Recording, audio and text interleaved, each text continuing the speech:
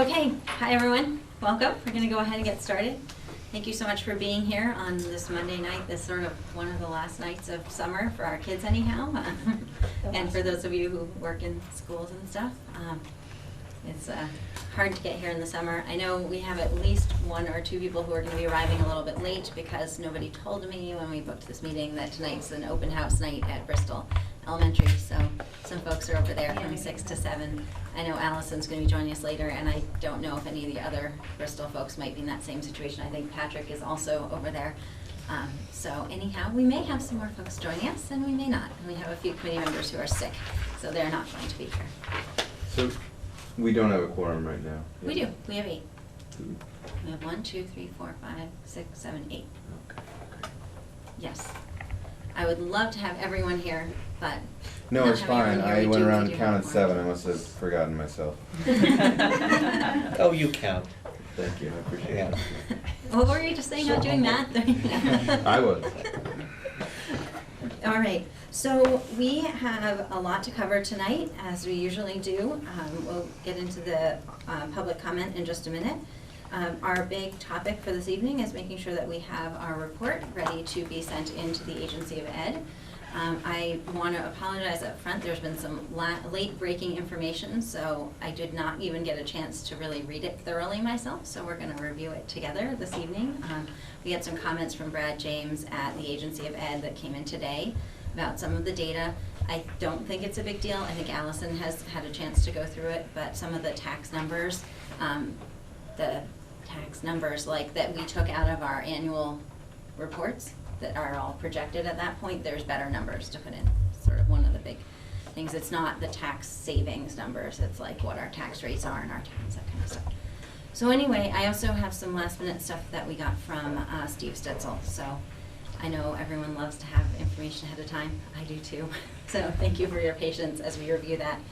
So my goal tonight, and Sean, I'm looking at you, is as we go through and talk about the different changes to the report, I'd like each of the changes that we agree to be specifically noted in the minutes, because what I'd like to do tonight is get to a place of approving the report, including the changes that we have agreed to, and then we'll make those changes and submit that into the Agency of Ed following this meeting.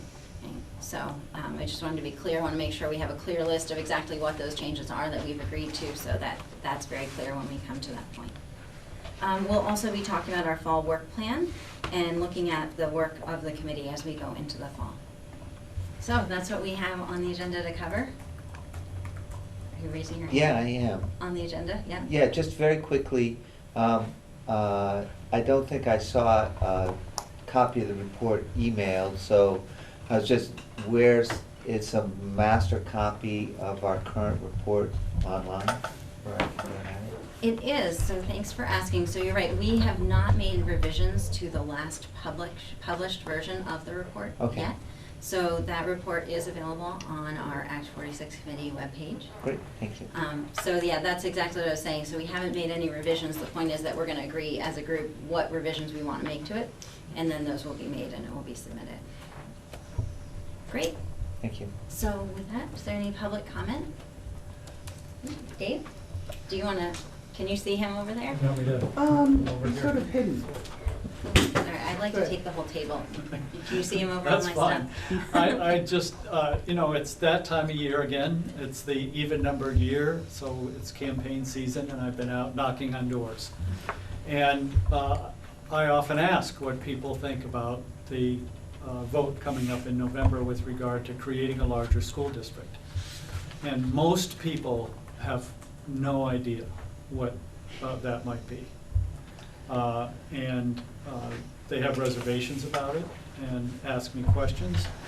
I just want to reinforce, I heard Jen say that part of your agenda tonight is a work plan for the fall, that I think it's really important that you get adequate information out to voters early, often, and in size information packets that people can absorb. So like giving them the whole report is probably not something that people can absorb. So breaking it down in a way, I suggested at one point you take one article a week and put it in Front Porch Forum.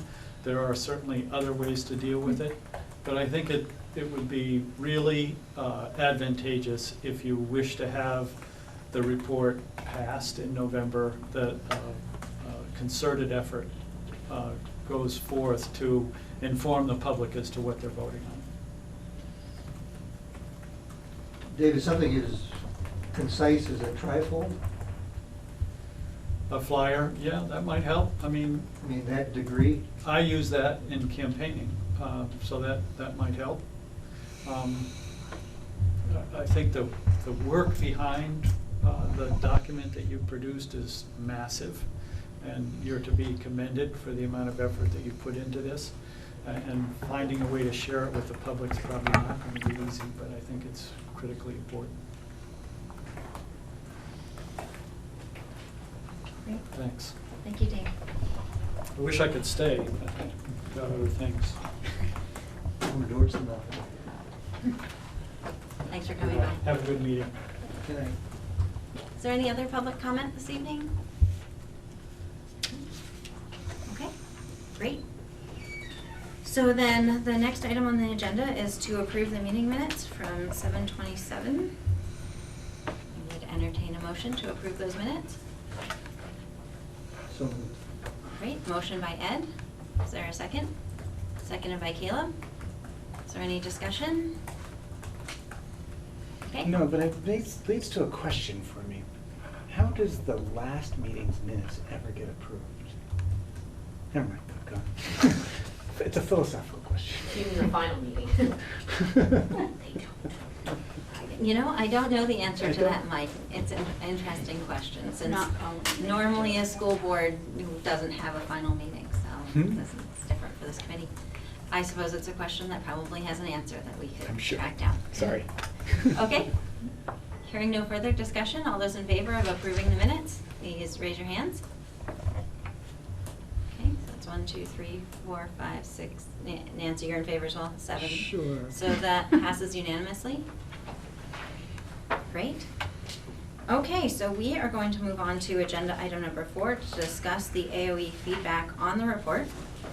So if you guys can turn in your packets or scroll in your packets into the page that shows that says the key changes recommended from the August 4th report draft. So this is comparing what we have previously reviewed and published and the changes that would be made.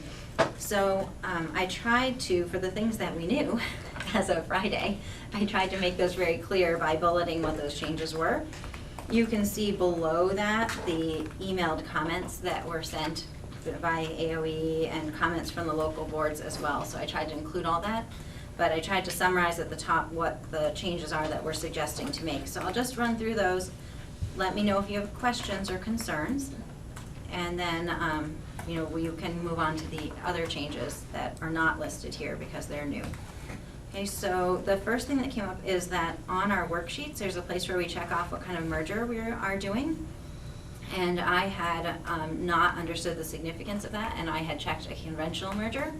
And apparently, based on what I hear from the Agency of Ed, we actually want to check the box for a RED, which is a regional education district. It changes nothing about the actual structure we're proposing to make. It's basically the rules under which we qualify for a merger. And it has some benefits for us because the RED has better incentives, basically. It includes that $150,000 transition, I don't remember the exact words, but the transitional grant. And so that's available under the RED, but it's not available under a conventional merger. So since we meet the timelines for a RED, and we meet the other requirements for it, there's really no reason that we would not do that. The conventional merger is generally if you're coming later or doing, I guess, some other merger that doesn't meet the RED. So what we're proposing to change related to that is that the checkbox on the worksheet would be changed to show RED instead of conventional merger. And then there's one place in the executive summary that we stated, it states now a conventional merger under Act 46, and we would change that to mention a regional education district, and it references a little bit more legislation. So that's what that change is about. Questions? Nancy? This is just a question about something you said in explaining this, Jen. You made reference to the $150,000 transition grant. And I just want to clarify, what I think is true is that it's actually $150,000 minus whatever we spent on the grant that we got for this study committee, right? Yes, that's true. And do we have any idea now about where that's gonna end up? So in other words, how much of that $150,000 transition grant will actually, the net. the union would actually get? Once again, I'm certain that's a question that has an answer. I don't have it on the top of my head. I had gotten an update, I think as of June. Yeah. How much of the consultant services that we had used. And I think, and so the consultant services and the legal services would come out of that, so. Right. I guess I'm hesitant to throw out a number Okay. without checking with Howard on where we are on Okay. that billing. The maximum amount that could be is 20,000, and I think that we were, at the last check, I wanna say maybe we'd used 12,000 or something like that, but again, we've used services since then. Sure. We have Okay. been making significant use of our attorney because we've had a lot of questions that have come up of a legal nature, so that is Okay. definitely increasing that amount. Okay. Any other questions about that change? I think at first Allison and I were emailing about this, I'm like, whoa, changing it to a red sounds like, I hope that this doesn't feel as big as when we went, we have to call ourselves a supervisory district. It's really just basically the rules under which we qualify. And on this topic, I have to actually thank Gayan because it was your questions that brought this up, and I raised it so that we would know to change that, so. If it's all right, I'm gonna skip over Article 6 and move on to the other 3 bullets, because I need to pull up on the computer the information on Article 6. So the next 3 bullets actually come from some changes that were discussed during some of the board review of the report. But we have had, on page 30, that's the table that shows the student-teacher ratios, and I remember us having lengthy discussions about what's a teacher and what's counted in there. And Allison actually found a definition from the Agency of Ed of what a teacher is defined as, and you can see it here as any person licensed to be employable as a teacher, blah, blah, blah, blah, blah. So we just want to go ahead and update that language in that section to try to be very clear, since that is the agency's definition of what a teacher is. And those numbers tend to come from the agency.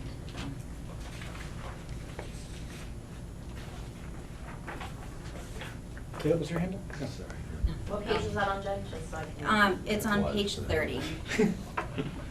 That's all right. Thank you, Shauna.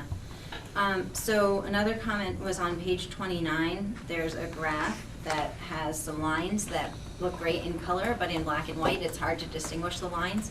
So we're gonna add some data markers, so one has X's and one has boxes, or I don't know, something like that, so that in black and white, that's more readable.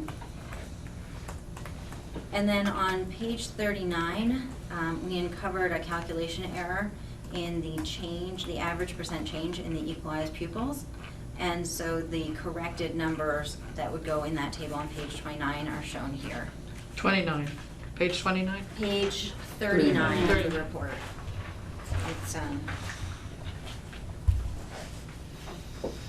and tell me if we need to slow down.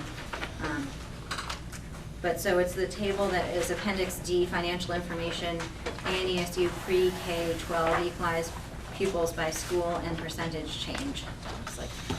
It looks like this, sort of flipping pages. But basically it has the equalized pupil numbers, and then it shows the percent change each year. And I guess it was uncovered that it had a hidden cell that was in the math or something, so that average percent change column was slightly off, so that's been corrected.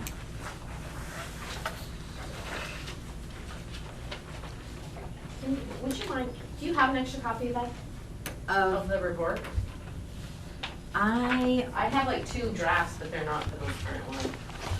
I don't have an extra one. I have this one, but I don't have it.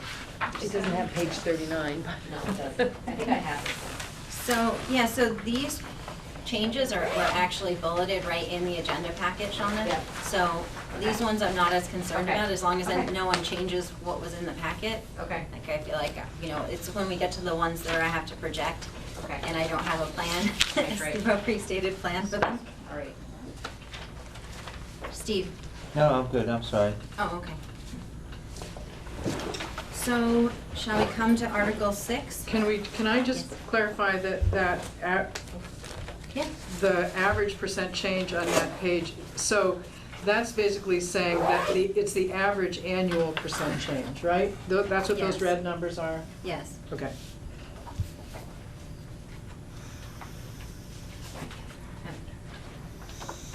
And it's great having, as we have more eyes on things and more questions coming up, we keep making things a little better and a little better.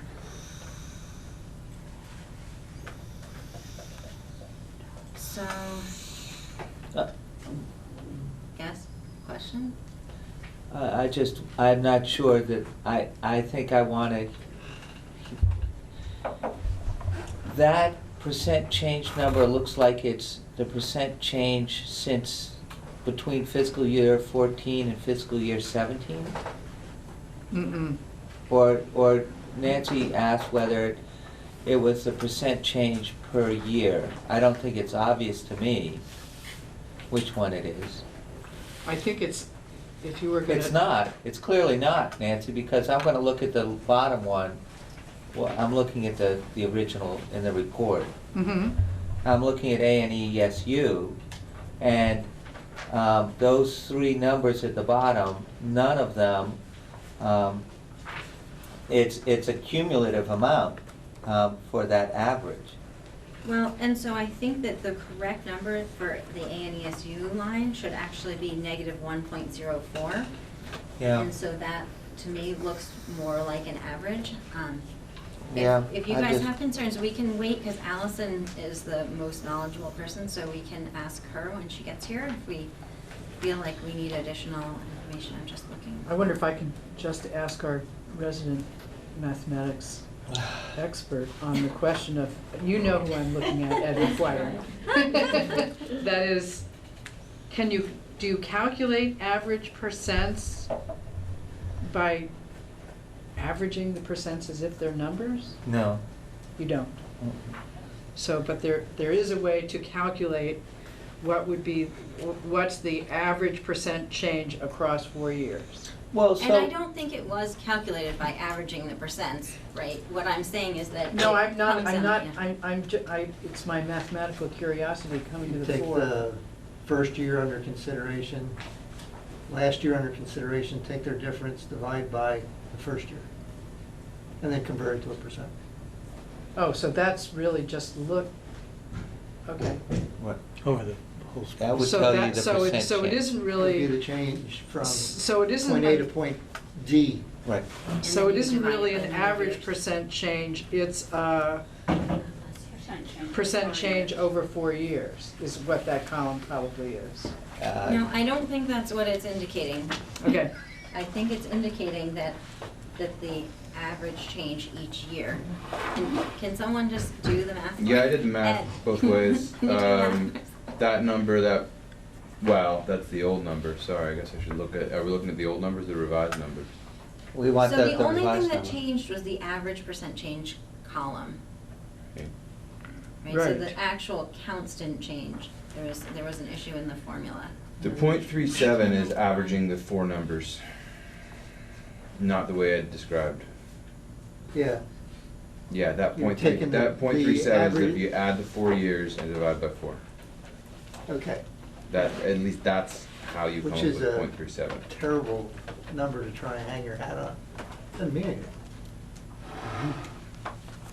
Can you say what you just said again, Caleb? What did you determine? I'm just doing it one more time.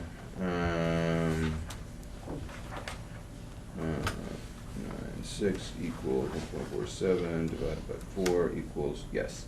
So they have taken the 4 columns and added them together and divided by 4.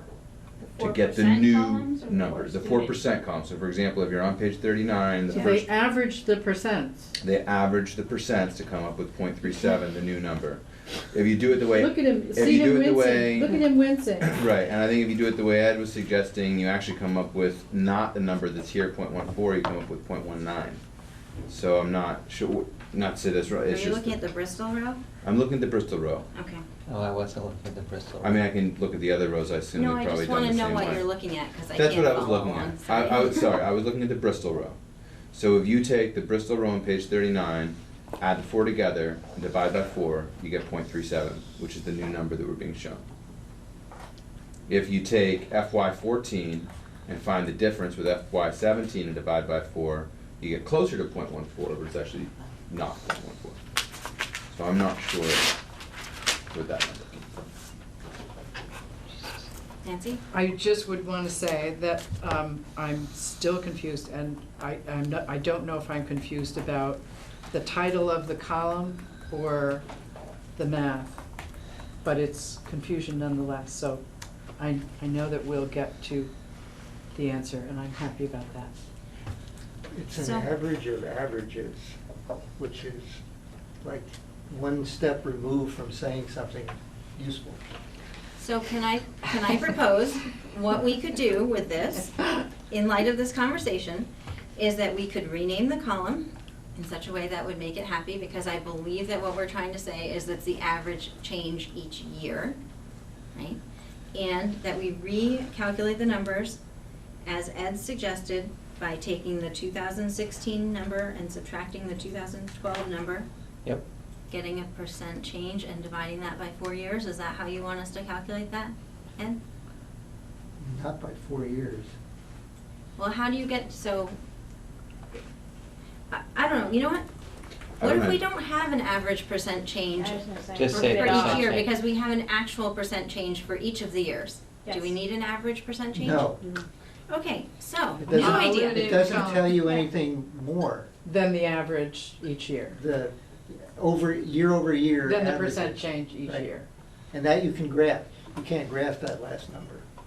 Okay, so we're going to then, Shauna, you Yes. can write this down, we're going to delete The red on column. page 39, the average percent change column. Oh, that's such a relief. What a funny, it was just a funny number anyway. Okay, See, if I was gonna have a column there, I would've called it total percent change. Then it's not an average of averages. No, it's Right. just a total, it was a calculation that you spoke of. do we want a total percent change? No. Okay. Ed, our math teacher, says no. I'm going with what you say. I'm sorry. No, I like it. I think we're all looking to you for your mathematical advice, so. Which is a sad commentary on the rest of us, but still, we're glad that you are here to help us, Ed.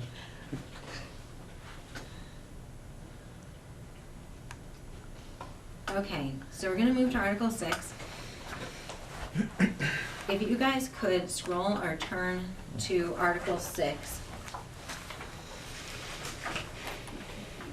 Which is on page, On the page that I have not yet located, but it's gonna be earlier than the page we were just looking at. yeah. 14. The page numbered 14, excellent, thank you. Special funds and debt. Special funds and debt, Article 6. So if you guys remember, and the comments that we got from the Agency of Ed were in your packet, and so what the new information I have is that I asked our attorney to review the comments from the Agency of Ed and tell us what to do about it. Because if you remember in our last meeting, we added some language in there for if a school district voted a bond in the time between when we passed the unification and when we actually formed the new unified district. And the Agency of Ed had some concerns about the way that language was written. I actually remember us having some concerns when we discussed it and said, well, if the lawyers think it's okay. So we've got more information that there is a better way to word this article. So basically, what it would say is if you look at the end of that will not be repaid in full on or before June 30th, 2018, right, comma, where is this? Shall not be assumed by the new SD, rather than saying it will remain the debt of the forming elementary district. Right. Okay, so basically, the concern from AOE was that she didn't know if we really could have the elementary districts hold on to that debt. There is no such thing. Right, so basically, in this scenario, and this kind of language was used, I guess, in Washington West, and so in this scenario, basically, it's putting lenders on notice, so that the lenders would have to come and ask, you know, could this debt be guaranteed? And so then there would be a notice saying that there's potentially not a guarantee for such a debt. So there's just a little bit of a different way of coming to it.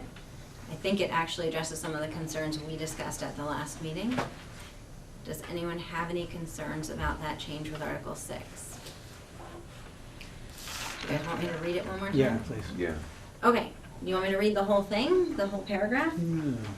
No, just the part that's changing? So the part that's changing begins with that will not be repaid in full or on or before June 30th, 2018, which is what it says now, comma. Now that next clause is gonna change to say, shall not be assumed by the new SD. Unless, Right, the voters, blah, blah, blah. So it just removes the word remain the debt of the forming elementary district. Instead, it would say shall not be assumed by the new SD. So I mean, I think it's sort of academic. I mean, I don't believe there's a risk of this, and so I'm not worried about it. But it sort of does leave like what happens to that debt. But I think your frame of it puts the lender on notice that look out. Right. Great. Okay, Article 6. We're gonna go ahead and accept the language as Steve has suggested. There have been some emails back and forth with AOE, so I think that that would be fine with them as well. So now we come to the part of the meeting where I need to pull up some stuff on the screen.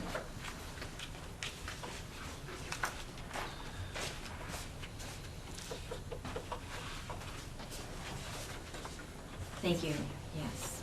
I'm just finding.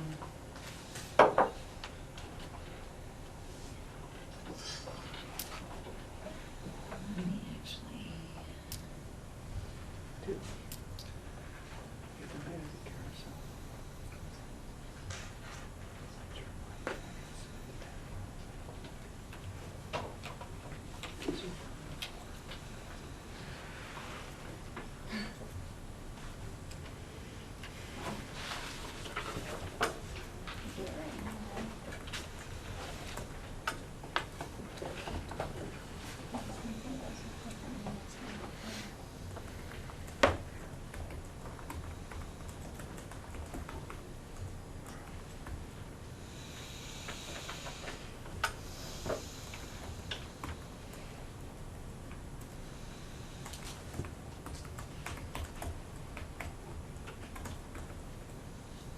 Okay.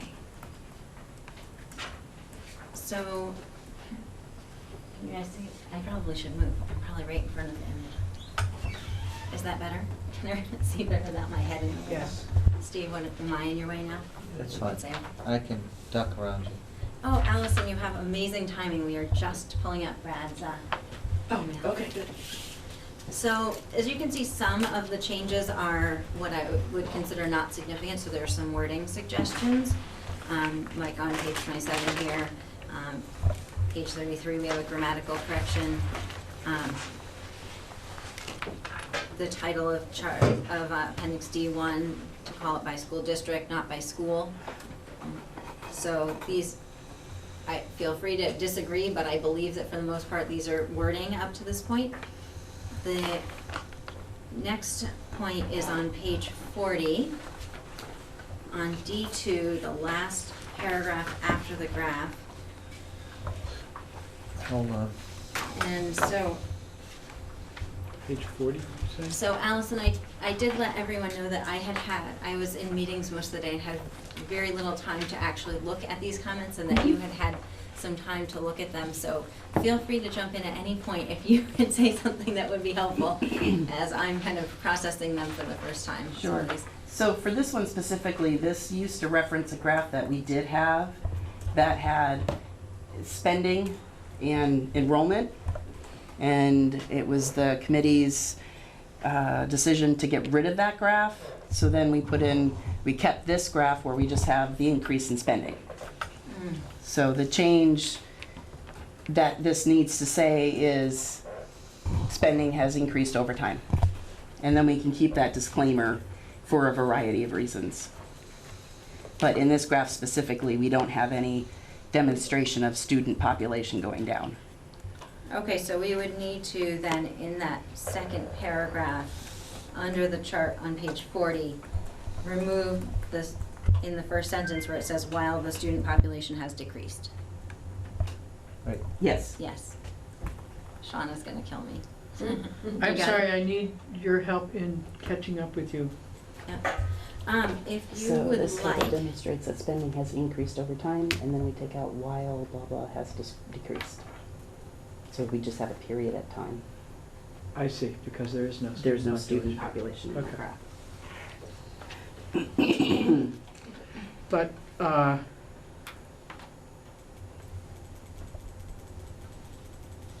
in not every case is the trend line up. So, for example, take New Haven. Well, I mean, depending on how you calculate the trend line, but I'm not sure you could say for each of the schools that spending has increased.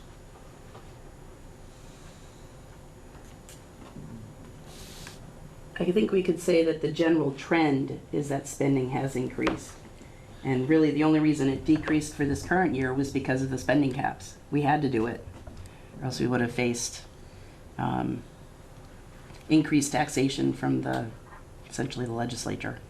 we also benefited this year from a big bump in our equalized pupils because of our pre-K students.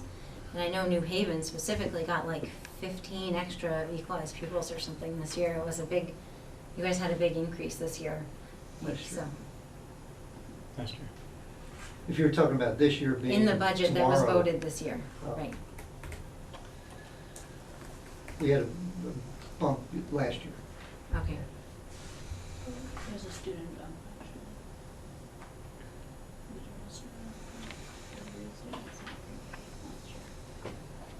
Is there any more discussion on that paragraph? So we're gonna go ahead and just remove those words, while the student population has decreased, since that's no longer being depicted in that graph. So the next comment is on the table D3, in appendix D3, which is just on the next page. This one we're gonna have to hang together on this one. This to me is, I think, the most substantive of the comments that he sent in. So, and Allison, do you want me to take a stab at this, or do you want to start? I have his table that I can pull up if you want. Is that a good? Sure. Right, I'm and so there trying to were look at my there were a email. couple of emails back and forth, right? So basically, we pulled numbers out of the annual reports. So for those of you who are on the school board, you know that the annual reports are prepared they're prepared in January, right? They're based on some assumptions about what the legislature is gonna do with like the base amount and the yields. And so we get to a projected tax rate. So now that those things have been set, those numbers that were in the annual report, like, they're never actually accurate. Like, that's never the tax rate that you get in the end, because it's projected based on assumptions that then when you have those numbers change. So I think his concern, hi Patrick, was that the numbers that we were showing were based on those projections from the annual reports. And so now with that new information, that these numbers were the better, oh gosh, I didn't actually look at this table. These numbers over here, I think, in these two columns. Allison, these are the numbers he thinks we should use instead? his abbreviations are kind of killing me here. So the ES/EP, that's the column that Brad is referencing. Right. So Lincoln turns into 15,359 and Mount Abe 15,652. Or rounded up 15,653. Okay, and then also the education tax rates. There, this again is newer information than what we Right. had used to put into our report. Yep. And the tax rate is based on, the tax rates actually went up because I'm gonna get the terms wrong, but the yield for per pupil spending went from an estimated $9,870 down to $9,701. So when the yield goes down, the tax rate goes up. So then numbers in that ETR/SD changed. Yes, Education tax rate per school district. right. And so we have the figures from Brad James as of now versus as of January. So basically, in short, these are better numbers than the numbers we had used previously. So we'd like to go ahead and update on page 41, those two columns, the ed spending per equalized pupil and the education tax rate. And then we also will need to update the note that falls under that table because it's talking about the projections, which now these are no longer the projections. How's everyone doing? I know this is kind of, no, sounds good. Okay. And actually, the tax rates that changed weren't the ETR/SD, it's the D3 ETR up on the screen, the 1.4933. So Lincoln's changed and Mount Abe's changed. And that's just because of the numbers that Brad gave us, or what's happened since this got submitted. But so these numbers here are what were in our report, this D3. Yes. Yep. Right? And this is what the No, those are right- two different numbers, actually. Yeah, So you're saying it's the D3 ETR numbers, but they're just two changes to, right? in the ETR, right, the Right. Lincoln The and the Lincoln Mount and Abe Mount number had changed. Yeah.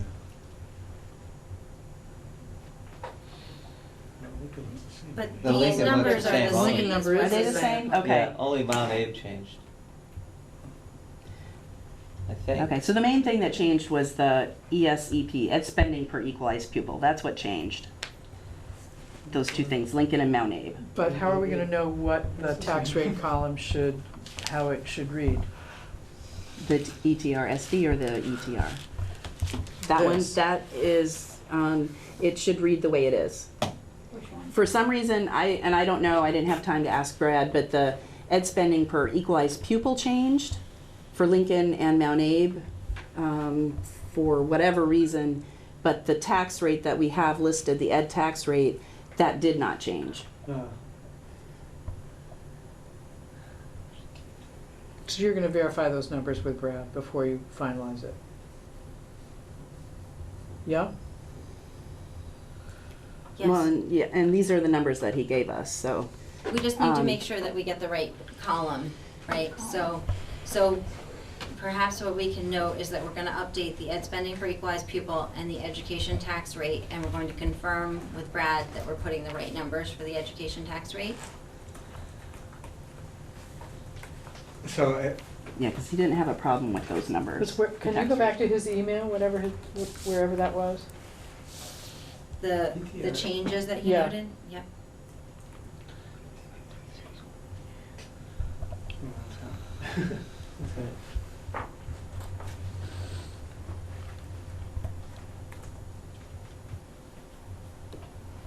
Okay, so, because then he has a whole thing about the tax rates.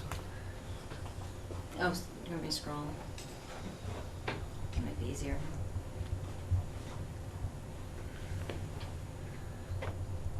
And I can explain this. Okay, you're amazing.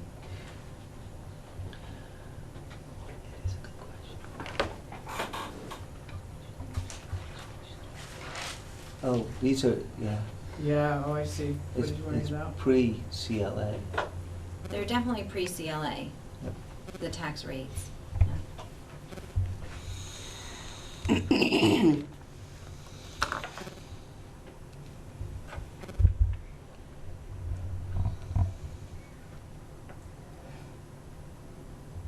And then so what I've done in our report for this specific table is, I don't have the original. Nancy, would you mind scrolling yours up just a little bit so I can see what the text is for the original? Because I have the new one up. What page do you want? This one right here, just scroll up a little bit. Okay, thank you. So, this table compares the details of planned FY17 expenditures and tax rate projections of each elementary and Mount Abe school district budget as approved by voters.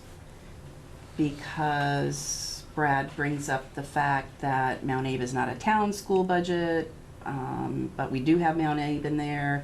Mount Abe is not factored in those town rates. These rates are before the CLA adjustment, which Mount Abe does not have. So I made the notes that Brad mentions.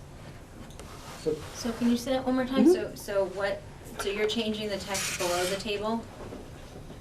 Right, so the, yes. So after tax rate projections of each elementary and Mount Abe School District budget as approved by voters. These rates are before the CLA adjustment, which Mount Abe does not have.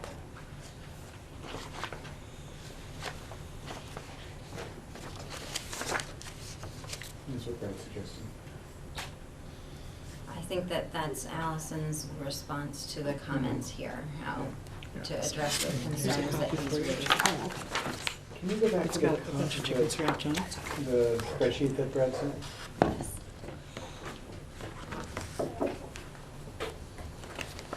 So, I have a question for Do Alice. you, I imagine that if we asked nicely, we could get Katrina to print us some, would you guys, are we okay doing the screen thing here? Okay, all right. I mean, it'd be easy, is there a way you could email it? Allison, Mm-hmm. is Brad suggesting that we do the column ETRSD? No, he didn't suggest that we use that column. He's suggesting that we use the. The tax rate that we are using, the 1.4933 and down, That those are ETRSD. fine. And we just, if those are the ones that we're going to need, then we just had to further explain what they were. So we're not updating the tax rate column then? We're No, just correct. updating the. We are only updating the ed spending per equalized pupil count. And labeling the chart correctly. Yes.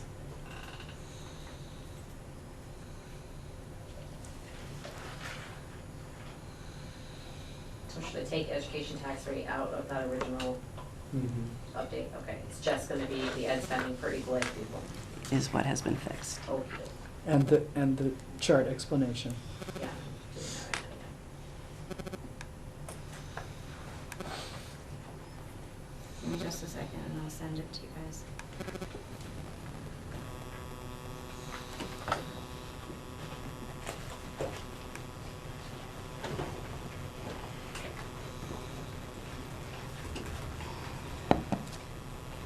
Okay. And we'll make sure that that this gets sent out to folks who aren't in the room as well, so that people have that for their information.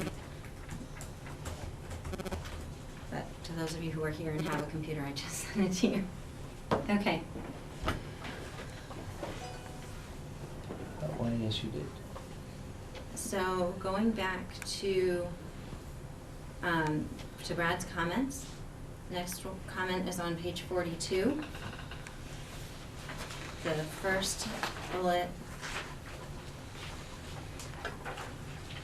So when discussing homestead grand list value, the second sentence says this contributes to education tax rates levied on both residential, non-residential, or homestead property after CLA adjustment. Uh-oh, he doesn't like that statement. No, it doesn't. No. No. So I fixed it.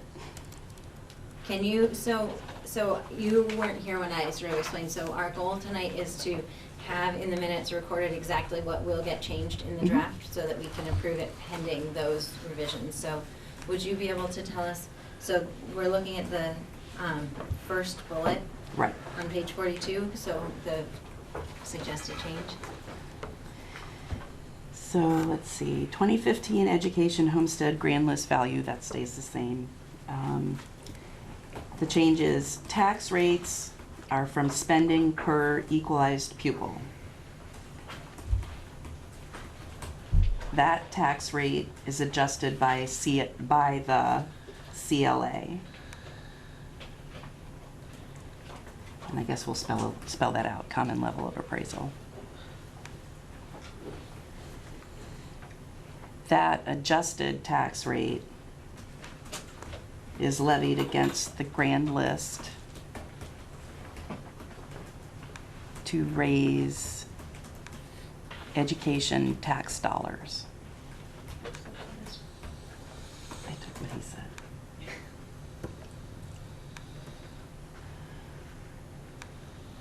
Can you And scroll up just a actually, bit? Shauna, where it's starts with tax rates are On from, the screen. So it's above your head. put education spending. Education spending per equal. This was in the email I sent you too. Oh, wait. Yeah, so if it's easier for you, this Word document and the Excel we were just looking at were both in the email that I just sent to you guys. Oh, did you just? So, You send it to me. And I can copy and paste that beautiful wording right into it. Sorry. I can sort of read it. Just a little bit stronger glasses.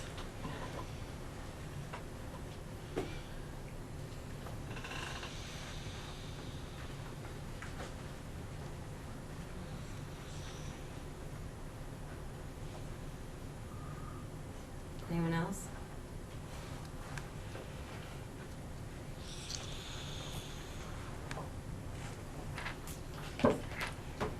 Okay, so that's page 42, first bullet, so we've got one more to go. If everyone's okay with that one, we're gonna go to page 45. Do you have what you need, Sean? Yeah. Page 45, appendix F.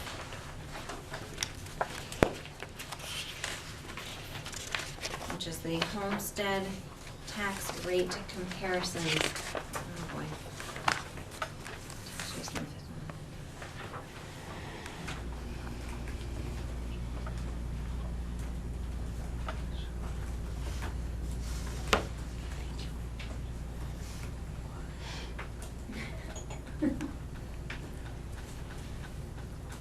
So this is the fun one.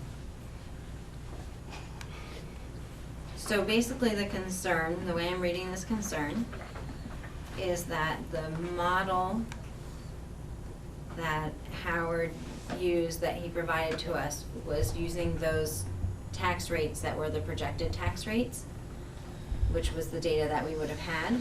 That's how I'm paraphrasing this. Allison, is that how you're reading this comment? So that now that we're updating the tax rates with the more current information on the other table. That's No. not how I'm interpreting it. Okay.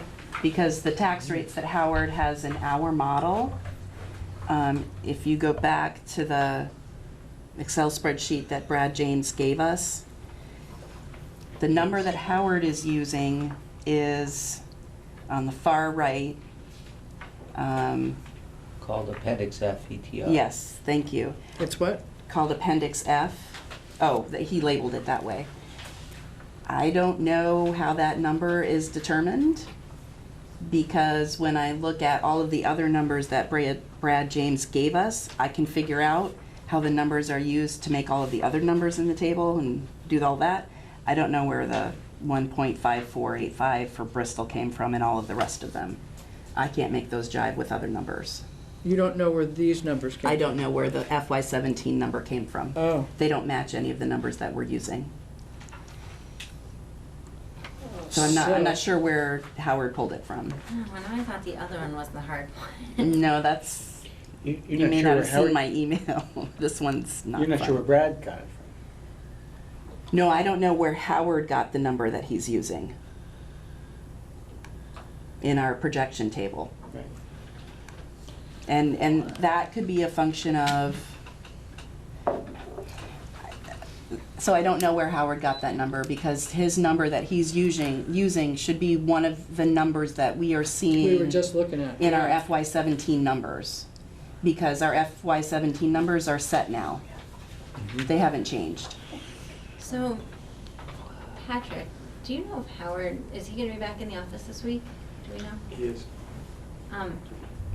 Would it be possible to have him look at this? And so it sounds like the concern is maybe the base for the projection forward tax rates might not be using the best numbers?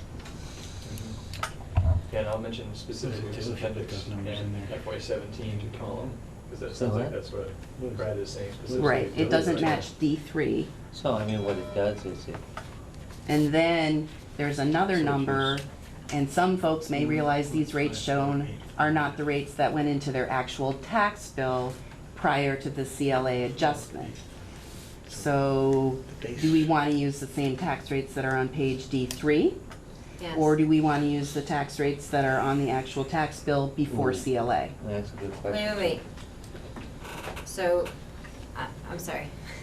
So the rates that are on D3 aren't the same ones that are gonna be on their tax rate, on their tax bill?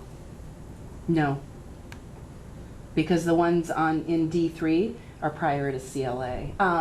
And they're prior to something else. Oh, they're prior to, so the tax rate in D3 is the initial school district tax rate. Then there's another tax rate that a person will see on their tax bill that is a percentage, so Bristol.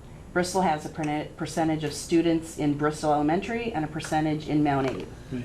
So the Bristol percentage, elementary percentage, is calculated against the school district number, that percentage, so we get 0.7, 0.07 right. something. 0.77, and then when you bring in the Mount A piece and multiply that times the Mount A percentage that we have, it's 0.78 or something. So then we come up with a combined town tax rate of 1.5 something. Then CLA gets attached. So the tax rate people see on their bill prior to CLA is the percentage of students in the elementary school and the percentage in Mount Abe. Right, okay, So that's kind of a blended, right. It School. basically weights your tax rate based on what percent of Oh, students yeah. you have Are in at your the elementary school level and in high Mount Abe. school At level. Mount Abe. So the rates that we put in appendix D3 are only just the elementary, because then we have Mount Abe listed separately. We don't Yes. weight those. Nope, they're for not the weighted town. by anything. They're specifically school district. So that seems like we should be able to address that with a note somewhere that, you know, your tax bill will shows a weighted combination of the elementary and the high school. And this is showing it not weighted, just showing it split out. Right, because in March, or whenever we present our budget, January, we don't present a combined elementary and Mount Abe tax rate. It's your school district tax rate, and then Mount Abe is separate from that. Right, there is that worksheet that goes in the annual reports that shows how that math happens and how you Yep. get to that weighting, but, yeah. So, what do we wanna do with this one? Nancy? Well, I think the most important thing on Appendix F is that it would be nice for people to be able to go back and forth between D3 and F and find their way. But more important than that, I think, is making sure that the projected tax rate savings are as accurate as they possibly can be for each of the 5 towns. And so, that's what we've got to get as right as it can be. And Jen? And I would say, it's certainly too bad that we can't calculate the net of those tax incentive savings, because we don't have a way of knowing how much of that, how much of the total tax bill is coming from having to pay for the tax incentive. So we can't do that, but at least we can, try to make this as correct as possible without that, without showing that net. Right, I don't know that there's no way that we could go down that path, because we're gonna be paying for the tax incentive no matter what. That, you're gonna take that up with Dave, you know, or the legislature. That's how, you know, they're in their funding mechanism for the tax incentive, right? So we couldn't show that. Right, but it's just that 8 cents is not, in that scenario, 8 cents is not 8 cents, but we just don't know what it really is. Well, it's 8 cents less than it would be if we weren't getting the incentive, because we would be paying the same amount more no matter what, right? So it is still 8 cents less than it would be if we didn't. Right, it's just an artificially inflated beginning number because of. If that's how they fund it, yeah, I don't. That is how they fund it. I don't know how they have funded it. I do, that is how they fund it. Well, then please write to your legislators about that. Believe me. Allison? So I think the first thing that we need to do is, if we use this table, it doesn't show, and I'm talking about Appendix F, it doesn't show Mount Abe in it. So I think we have to include Mount Abe no? I don't think you can. Well, no, we can, because each town gets a blended town Mount Abe number. They have their school district number first, and then we were just talking about the percentage. And so then we have I don't think blended is the right word, but it's what I'm gonna use at the moment. So we have a blended elementary Mount Abe tax rate per town. Yeah, so, we have a couple hands. I'm just gonna unhook from the projector for a minute. I'm gonna see if I can track down that spreadsheet that Howard had sent us while we're talking. I just don't want you guys to have to watch me click through a million things trying to find it. So, I think there was a hand before Caleb, but was someone waiting over here? Mike, you were waiting. Well, I don't know if we want to stay on the topic. I was going to speak to the CLA issue and maybe just ask the question, would it not be consistent for us to, we haven't shown CLA in any other figure, I think, and wouldn't it be consistent to continue that in this table In Appendix F. before CLA? Right, but Yep. the blended tax rate that I'm talking about happens before CLA. Right, I was just speaking to the CLA issue, that Yeah. it would make sense to me on that question to Yeah, don't include it. And, not include it. and I don't, it's kind of in a note at the bottom, but the numbers that we ended up putting in here in Appendix F do not factor in the CLA. Right, I saw that. Because the different summaries that we were seeing, some of them did and some of them did not include the CLA. So I felt that it was better to be consistent than to, in some cases, include the CLA and others not. So that's what's in here now. Okay, Caleb?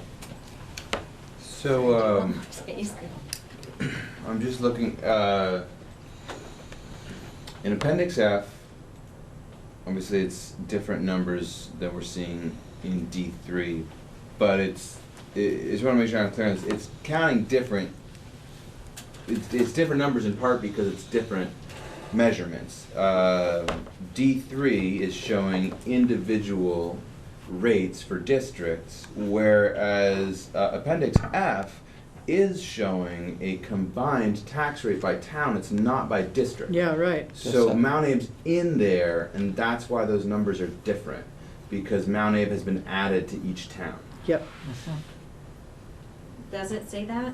Well, it's homestead tax rate, and it's by town. For example, it says Starksboro, not Robinson. Starksboro's, you know, these are towns, not school districts, and I think that's the difference. I concur. But the blended tax rate that we have in our tax tables, in our annual reports, don't match those tax rates. Right, it's not still different, Right. but at least I think that's why just simply saying between Appendix F and D3, Okay. those are not apples to apples comparisons, no matter what the right number is. But do we know whether but Appendix F has the correct numbers anyway? I have no idea. I It don't just either. seems logical to me that they could not be the same as Right, D3. because I they're- get that yeah, part. That's all. over a bunch of those spreadsheets, right? Yes, okay. Oh my God. Trying to download my report because I, of course, didn't bring it. It shouldn't take that long. It's a pretty big town report. It's all good scheme. I'm just trying to look in the spreadsheet model to see. I know there are assumptions in here about Mount Abe, so it seems plausible that it is factored in. I don't think we're gonna solve this without Howard tonight.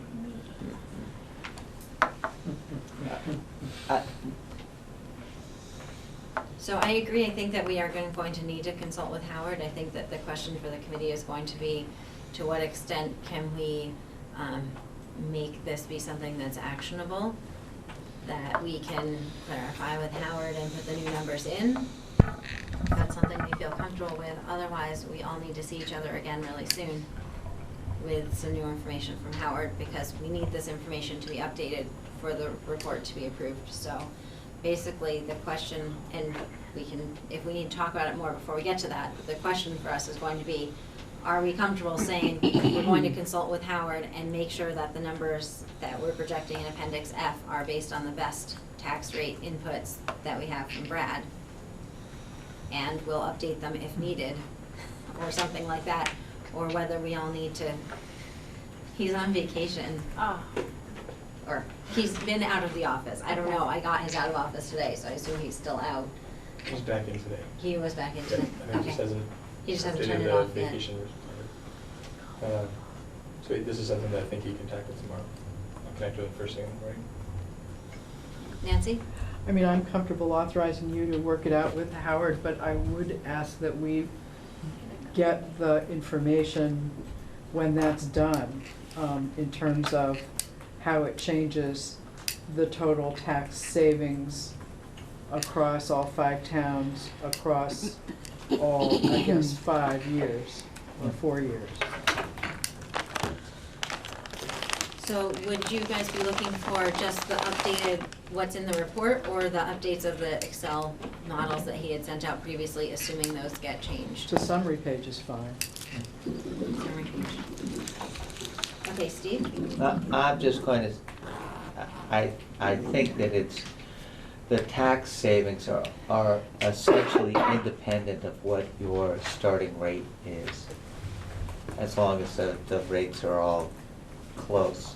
That I think, I agree that we should authorize you to do that. I think that what you'll discover is that the tax savings really come from that state tax incentive for unification, and that it'll all, you'll discover the numbers won't move a lot. But I thought in Brad's notes there, he mentioned something about it's not that significant because it's that base starting point that you're looking at. Yep. If you will, the model, what the model is projecting is based on those base rates, a certain percentage of increase per year, and then the state tax incentive. Those are really the only 2 variables that are in there. A percentage increase per year, and I don't know what he used as a percentage per year. That's in here, the assumptions The 2%. are- Yep. Oh, it changed actually- it, had grand list value of 2%. But the change in education spending of 3%, except 4% for Lincoln and Starksboro, which was based on the average annual increase between fiscal year 12 and fiscal year 17. And so in that Excel model, when he shared that, Excel model, you could actually see that it calculates that. Sorry. You're not interested in my answer to the question? I am. I noticed, I was surprised at the difference in education spending changes.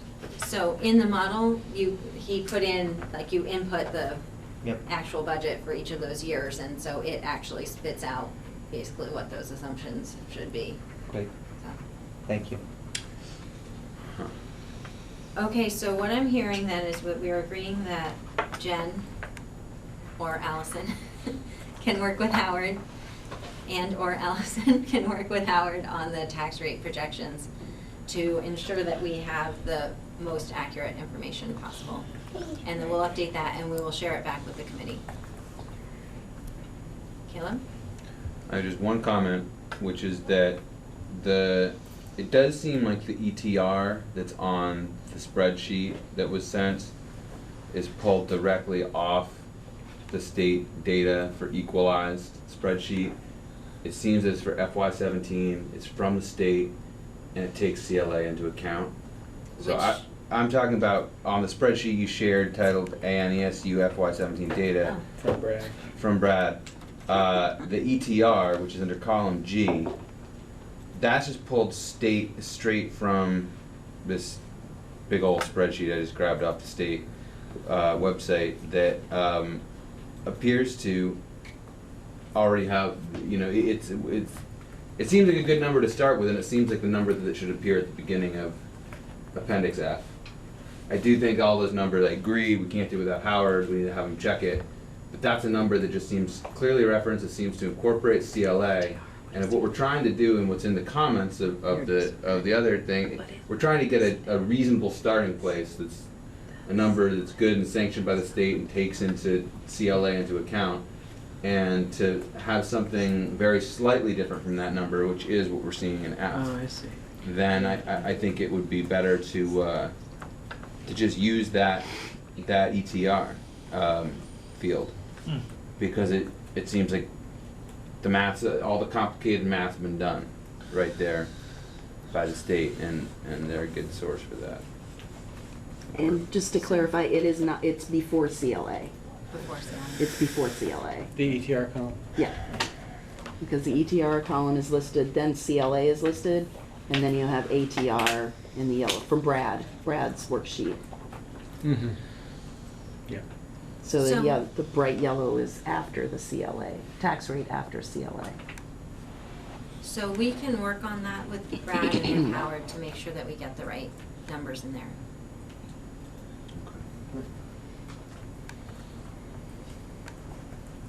So that's everything in the late-breaking email comments that came in. Thank you for your patience. I know that's hard to review them in that way. It's hard for me too. I like to look at them before the meeting. So if you guys can turn back to your agenda packets, there were also included in the packet some comments from the boards. As you guys probably know, there was an all boards meeting, many of you were there, on the 18th. And so many of the boards were able to discuss the report at that time. Some boards also had discussed the report after our community forum in July. So some boards discussed it twice, some boards didn't discuss it again because they already had. But I asked a representative from each board to send some notes. You can see that there's a difference in the type of notes that were presented. You know, for New Haven and Moncton, we kind of tried to capture, we captured like everything that came up that maybe wasn't necessary. But those notes are all there. If you guys have any you'd like to talk about, we can talk about those. I do want to acknowledge that the Lincoln board did not have a quorum at either of those meetings. And so I did specifically ask our attorney about that. And the statute requires the study committee to transmit the report draft to the local boards for review and comment. It doesn't technically require the boards to actually meet. And I would argue that having a 2-month period in which to have a meeting and discuss that report has met the need. Okay, 2 months, month and a half. I mean, there was certainly ample opportunity for that meeting to take place. I also am quite happy that we have at points in this process had 3 out of the 5 Lincoln board members be participating with this committee because of their alternate structure. So I do feel like we have had that voice, and Mike has been a great participant here as well. I regret that that board wasn't able to meet with a quorum to have an official discussion of the report, but that's where we stand. So that doesn't need to prevent us from moving things forward legally, you know.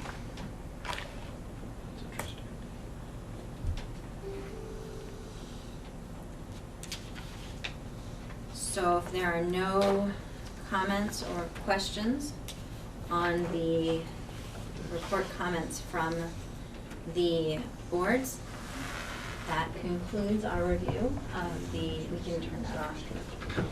And then I can to share the table a little more. I was trying to not block the projector. Um, So next we can move on. If everyone's all right? Sorry for hogging the whole table. I usually like to do that, you know.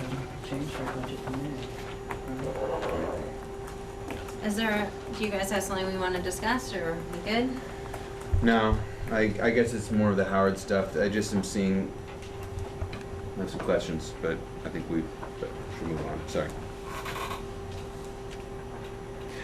I was looking through that state spreadsheet, and the ATR number that appears in the email you sent, it's all the same for all the towns except for Starksboro. And Starksboro shows a higher number than is actually on the same state spreadsheet from which those numbers seem to have been pulled. So that's weird. But it seems like I'm looking at a big complicated spreadsheet for the first time, so I don't want to slow us down with that. I understand Howard has to get involved, but I'll make a note of this question and try to get it answered, but now's probably the time. If you have a specific, Nancy thinks it might be because our budget changed, but, From town meeting to a special town meeting in May, went down. so that, maybe that's next last time. year. Yeah. If there's a specific question about it that you want to send to me by email, then we can try to include that. I know that I know that I can speak for Allison in saying that in all the AOE data that you were pulling together and putting together this report, that it was not uncommon to find inconsistencies in the data. I think there's just so many numbers out there, at least that's how I'd like to think about it, that that's not uncommon. I think if we have, Brad, James working together with Howard, I think we can certainly make sure, Brad's like the guy. So if Brad tells us it's what the tax rate should say, I have high confidence. And, working together with Howard to make sure that we're looking at the right column, or, I think we can get there. But so if you do have a specific question that's kind of lingering for you, just if you could try to be as specific as possible about what you're looking at, and, when you send it to me by email. Yeah, okay, I'll do that. Okay, awesome. So the next topic on the agenda is to review the minority report rebuttal. And so that was sent by email this morning. Hopefully you guys did have an opportunity to look at that. So I worked on that. I did get some input from a few folks on the team here, and I believe that what I attempted to do was to summarize the things that I feel we believe as a committee, based on the decisions we've made and the things we have as a committee agreed to include in our report. So that was my attempt to write that response as we had discussed at the last meeting. I don't know if there's any discussion of that document. Nancy? Yeah, I wanted to point out the fourth full paragraph. It's at the bottom of the first page. Yeah, that's my problem too. It reads, the way it reads now is, the committee has heard concerns about whether people in one town will support spending needs in another town. Do any of us truly care for the education of these children unequally?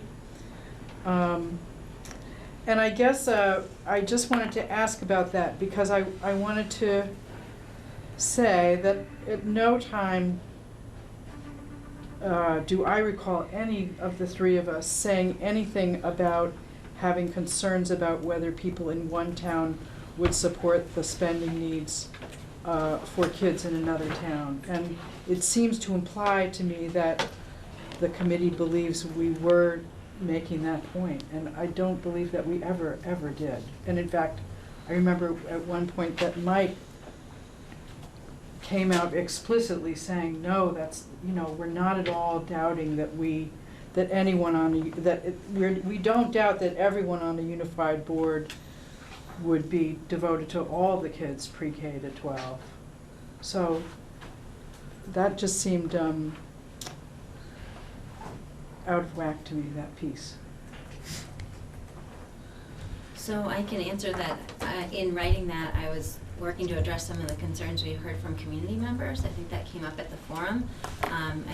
think there have been times when there have been discussions about how it's been really hard to pass a bond for Mount Abe, or, you know, won't it be really hard for this school to make an improvement because now a larger pool of people will have to vote for that. So that was the concern that I was attempting to address there. And I thought that might be the I don't think it case, indicates that it was in the Jen. minority report. But it is in the context of a rebuttal to the minority report, so it seems to imply that the people who wrote that minority report, that was their view. And it never was, ever. So it's interesting that you mentioned that. So I did get a few comments from Steve Stitzel on this document as well. And one of his comments is that he suggests that we rename the document, and I personally think it's a really good suggestion. I'm just looking for what his suggestion was. He suggested that we rename it to something such as the report of the majority of the ANESU Act 46 Study Committee, in which case it's not really focused on just being a rebuttal, but rather on a sort of a restatement of some of the key points. He also suggested that we may want to have a place at the end of this document where the folks who are in support of the report of the majority put their names on that piece of the report. So much in the way that the authors of the minority report have put their names on that section, it might just be a little bit more clear to folks. Other communities have done a signature page.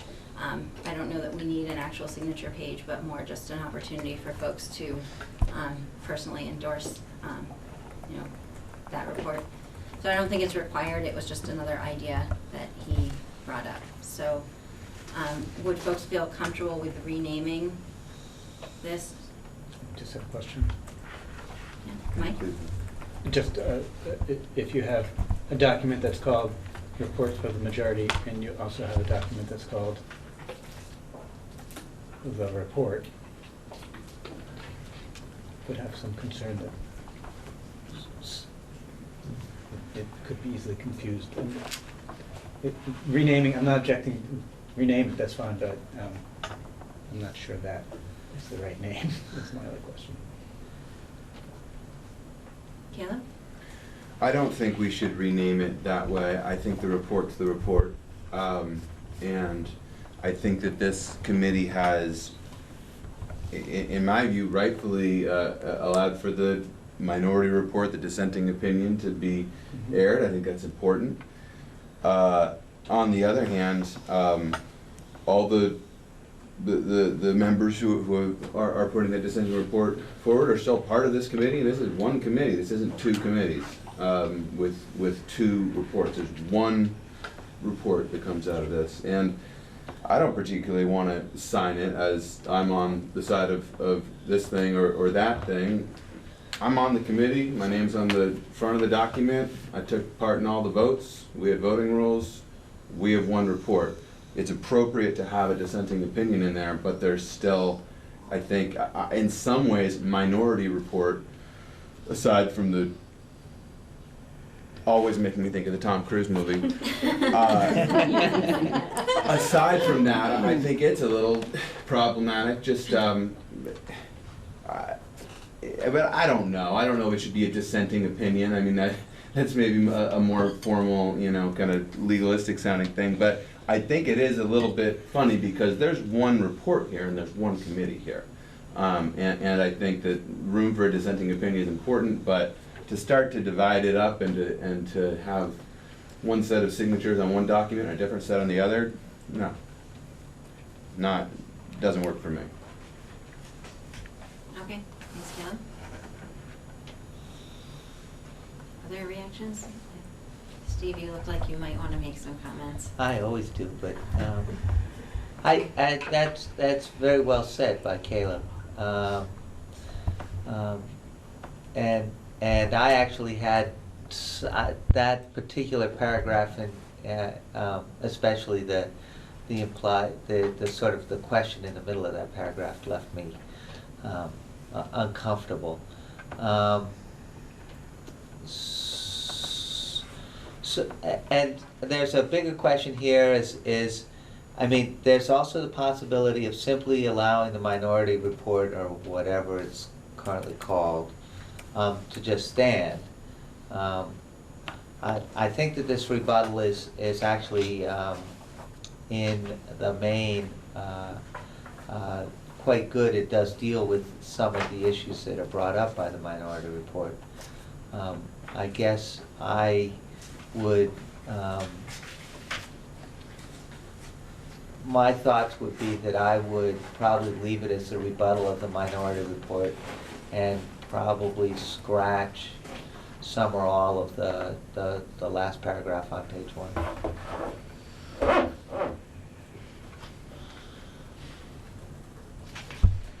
Sarah?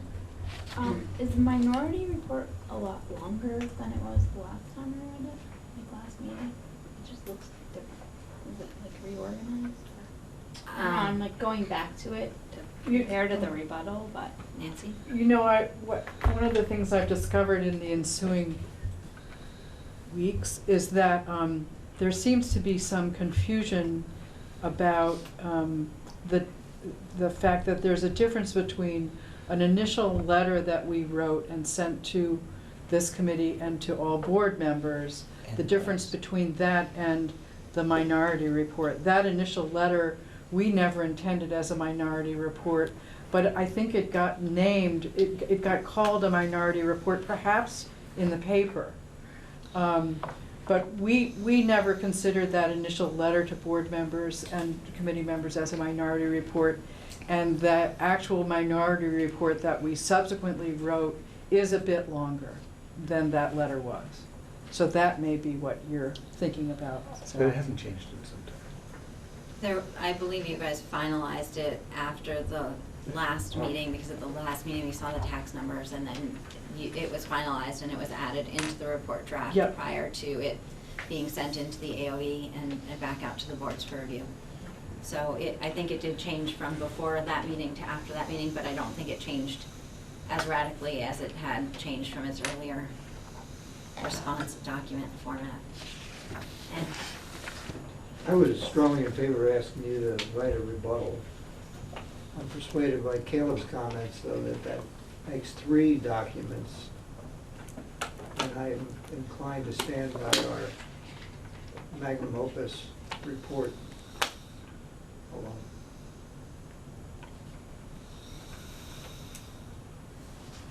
so, we did pass a motion at the last meeting to include a response to the minority report in our report. So we had a motion to include the minority report and to include a response behind that. We can certainly reconsider that decision, but I just want to remind you that that was the decision that we made at that point.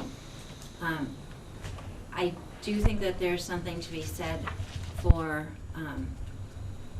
you know, at the end of a document, for people who reach the end of the document, they leave with a certain parting impression of that document, and I would hate for that impression for the entire committee to be left with some of the points that are raised in that minority report.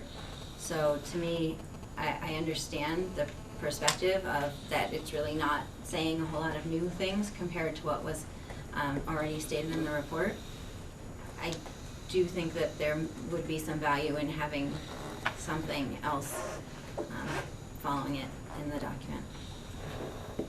Sarah? My only recommendation is that the minority report references the survey quite a bunch, and I kind of feel like the rebuttal should do. Like at least just in like general ideas, or it has a lot of quotes. I feel like it makes it look like it was a really one-sided survey, and I don't think it was that way, so I don't know. If that's the only part of the survey we're portraying, then I think it would be, I don't think we're using it to our advantage.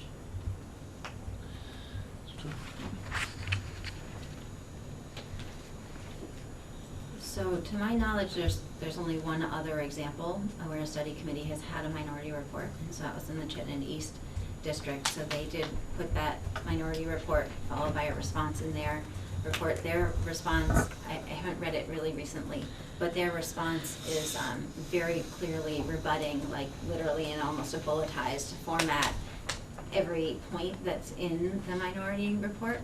And I personally felt, I didn't feel inclined to take that approach. I felt inclined to restate some of the reasons that we believe, or that I believe anyhow, and hopefully speaking for the committee as a whole, you know, from our discussions and from what we've already put in our report, some of the reasons that we do believe it's the right way to go. But we certainly could include some survey data if that's, you know, something that people feel, or some quotes. Dawn? I'm just wondering, what about if you completely change the title to the closing thoughts of the ANESU Act 46 committee and leave it at that? That just draws, brings the conclusion, and it's just the closing thoughts of this group. Caleb? Yeah, I like that idea, and I think that what's kind of tricky about having a rebuttal is that what Herb and Mike and Nancy have put together here is an alternative report. It's not primarily in some ways a critique. It's implicitly an alternative. It's explicitly an alternative to the main report, including articles, including, you know, sort of another version of the whole report. And to kind of, you couldn't rebut that exactly point by point. You know, it's just not, it's almost like not rebuttable. If that makes sense, because it's not really saying, it itself is not exactly like it's an alternative vision more to me than an absolutely contrary vision. I mean, there's overlap within them. Obviously, there's disagreement that spurred its creation, but it's not. I think that it is important to close with something that represents an endorsement of the report that the majority voted out, but I do think it's tricky to have it come in the form of a rebuttal, because it's just yeah, I guess I'm not going to come up with any way to say it more clearly than that, but that does seem to me to be in some ways the crux of the issue, is that, you know, usually a rebuttal is, you know, another argument against a counter argument, but the minority report isn't exactly a counter argument. It's kind of like that, but it's not really that, to me. It's like a whole report with all the articles, and, you know, it's just like an alternative way, maybe in the opinion of the minority, things could have, should have been. Yeah, I'm not sure if I see it quite as being a complete alternative, you know, but I hear where you're coming from, and so, right, it's not something that is a bulletized list that we could have our own, you know, a different bulletized list that contradicts each point on those bullets, right? So I think I'm hearing you say that you like the idea of maybe calling it closing thoughts or something rather than calling it a rebuttal. I do like that idea, and I do generally like what you've written. Yeah, I just think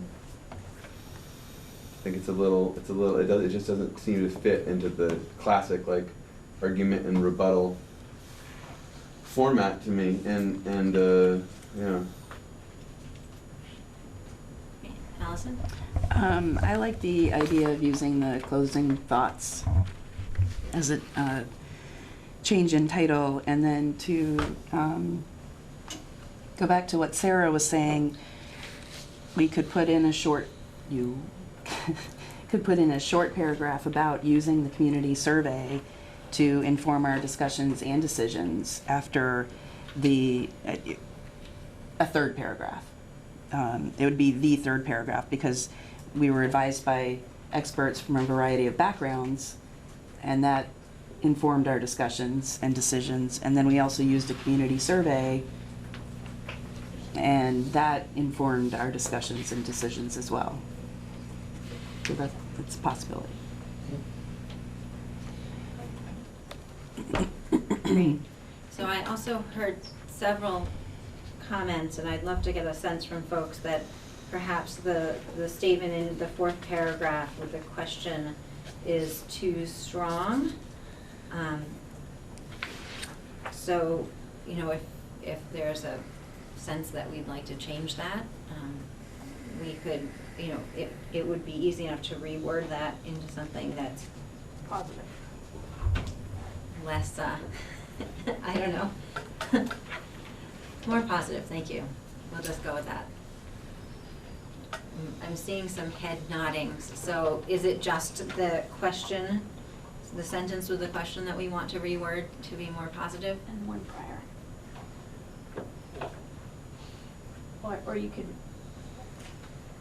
Go ahead. change that sentence and add in parts that include the question. Merge the ideas together. Okay. Other comments or concerns on the closing thoughts document? Mike? I guess I wanted to recognize one dynamic that I think is well covered in whatever this is called, and I think is true, is a basic difference of opinion with regard to the three of us, our opinion about the options available under the law. And I think that's, I just want to say, I think it's stated clearly in here, and I think it's true. I think that that Herb and Nancy and I have a different belief, right or wrong, about the options available to the committee than I've heard very clearly from many members of the committee. That, and I think it's an interesting question. It's maybe not an interesting question for this group, but it's an interesting question for the state about whether Act 46 represents really a one-size-fits-all, Montpelier knows best directive of how schools will be organized in the future, and how much, and to what extent this committee was going through, putting our own flavor on it, but really doing what was, doing something we didn't have a lot of choice about. Or to what extent we had options. And again, I don't pose that question because I think we should discuss it anymore, but I think it is it really is a difference of opinion, and I think it's well covered in here. Nancy?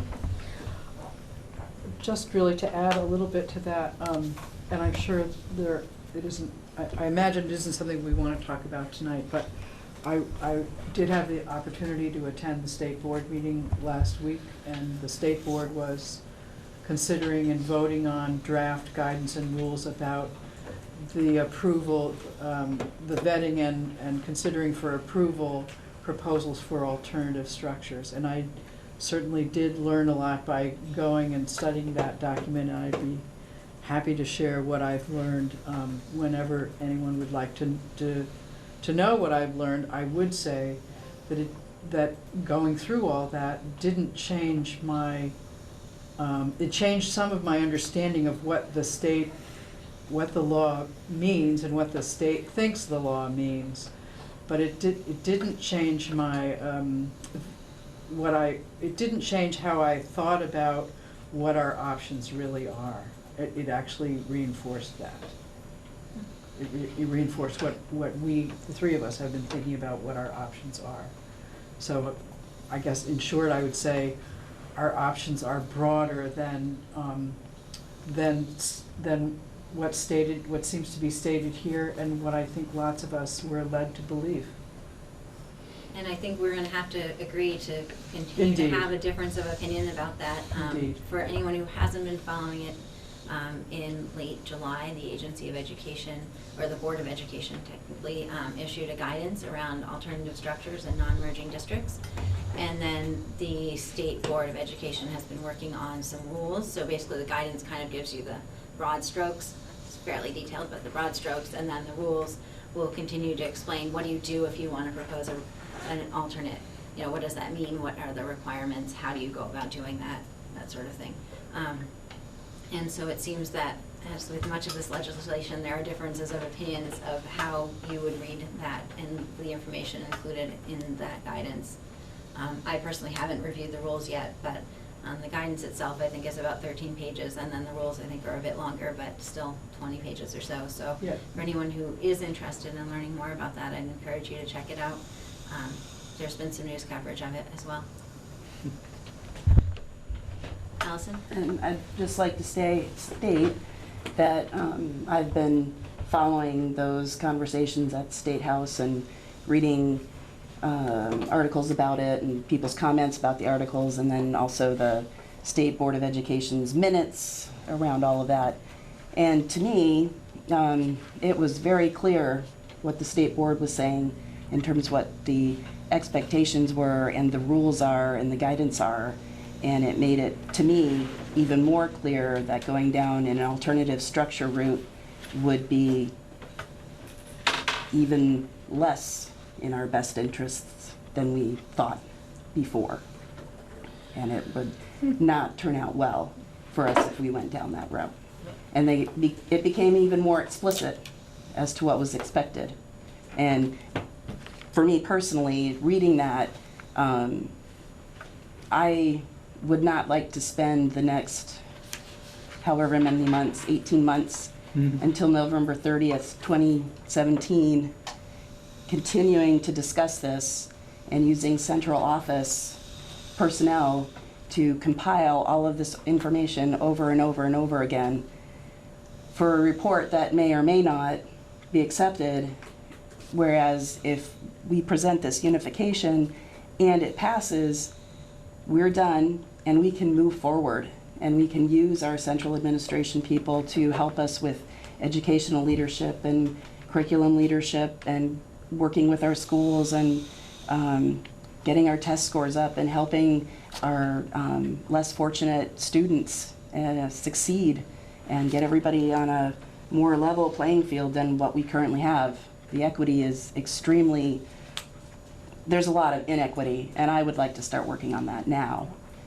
So my hope is that with unification, we'll be able to focus on that, as opposed to focusing even more time on something that the legislature gave us, and I'd like to just be done with it. But that's my take on reading all of the documents that have come out of the state and the guidance and the two separate documents. Thanks, Allison. Caleb? I do think it's interesting to look at the draft rules that the state board put out. One thing I took away from it that I thought was interesting is if this committee had agreed with a vision comparably similar to the minority report and put it in front of voters and voted on it, we wouldn't be merged in that alternative structure.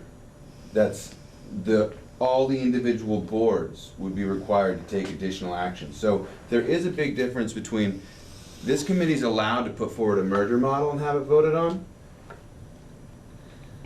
Now, maybe you could put forward a different merger model and then do the next step, which is to have each board try to meet these standards, assuming the draft exists by November 30th, 2017. But the task would not be done, so it's a little bit of an unequal comparison because, for better or worse, there's not a pathway to simply have a committee such as ours even choose an alternative structure and have it take effect. And the rules are only written for non-merging districts, and we couldn't. So it's funny because this committee is authorized by the SU board to do one task, which is to study the Act 46 thing, and if we come up with a conforming model, to have it go in front of voters, and if it passes, to have it take effect. But we're not authorized to put forward an alternative structure and have it take effect, according to the draft rules as I read them. It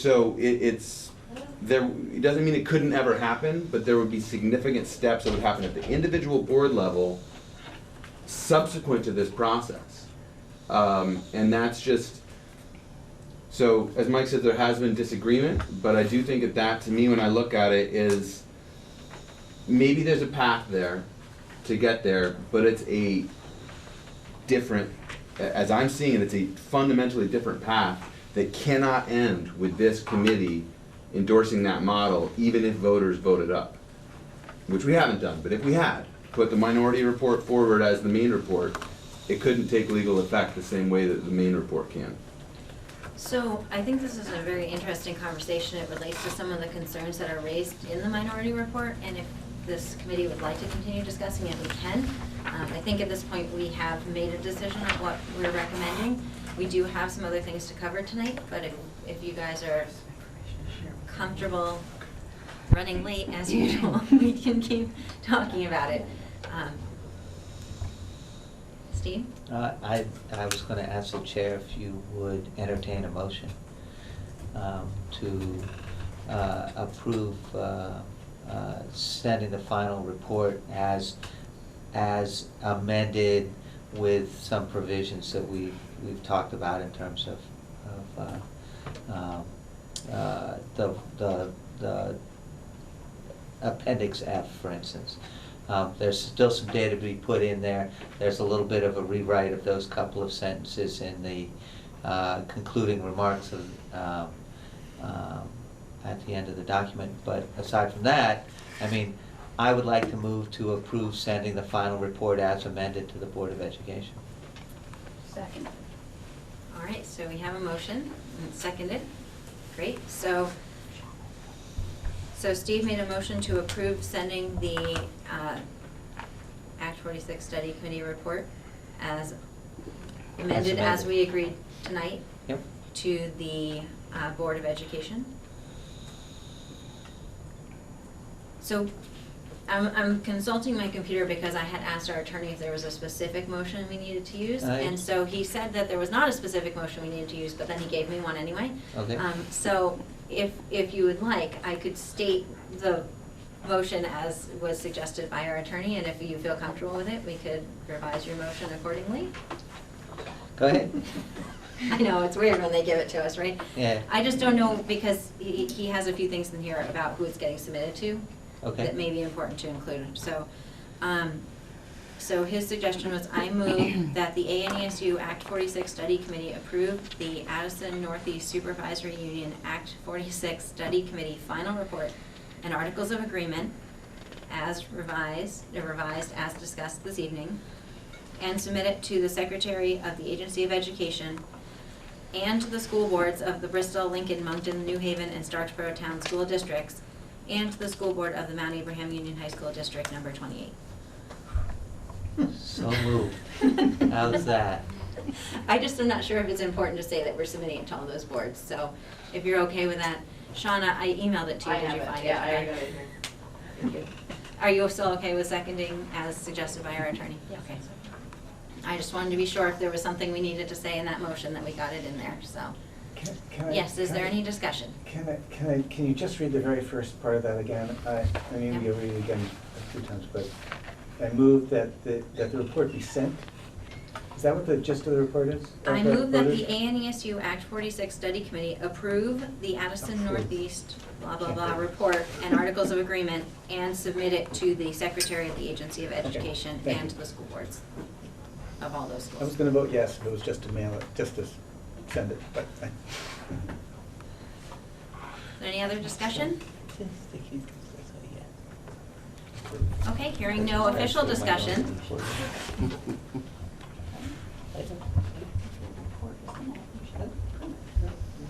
Do you want to make a comment? Yeah, I'm actually surprised that you wouldn't approve it if the minority report is in it. I think it's confusing. Yeah. Okay, I feel like your voice is there with your name on it, and if I were you, I would approve that. Because I don't want to approve that part, I'm going to approve sending the whole thing. I don't know. It is an interesting challenge, isn't it? It is. I've let it go. but- And if that's the case, then the comments, the summary comments that you wrote would be part of the report too. Yes, We're agreeing to that as well. yes. Yes. Because Shauna has made notes in the minutes of exactly what we have agreed as a committee that we want to change. So that includes the comments we've gotten in the comments on that, so, yes. Is there any further discussion? I think I will for a second. I think it's confusing. I think it, I don't think I can vote yes on a motion to approve the report. I'm very appreciative of the process and I'm very appreciative of this group. I'm new here in local government. I've not served in local government before, so, and I have my training in a different world.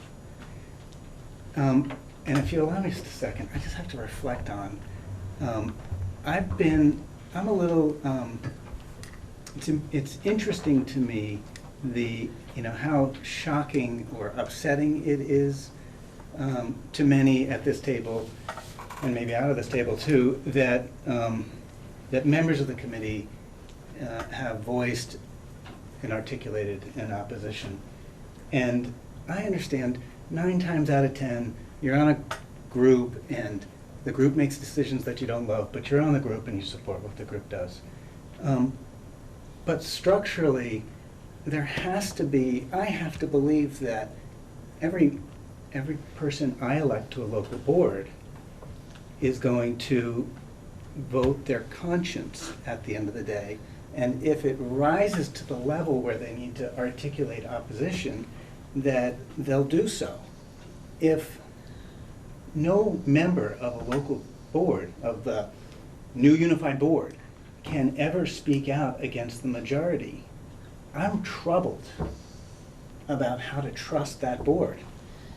And so every one of us takes seriously our role in this, whether we were elected to the school board and are serving or appointed by the school board. So I know that every member of this group takes that seriously. I take it seriously. I was asked to come to this committee to learn and to articulate what I believed was best. And I've tried to do that as transparently and openly as I can. Great, thanks for your comments, Mike. Is there any further discussion? Okay, we have a motion on the table. So all those in favor of approving the report and submitting it to the Secretary of the Agency of Education, please raise your hands. So we have 1, 2, 3, 4, 5, 6 in favor. All those opposed? 2 opposed. So tonight we have 8 people. 75%.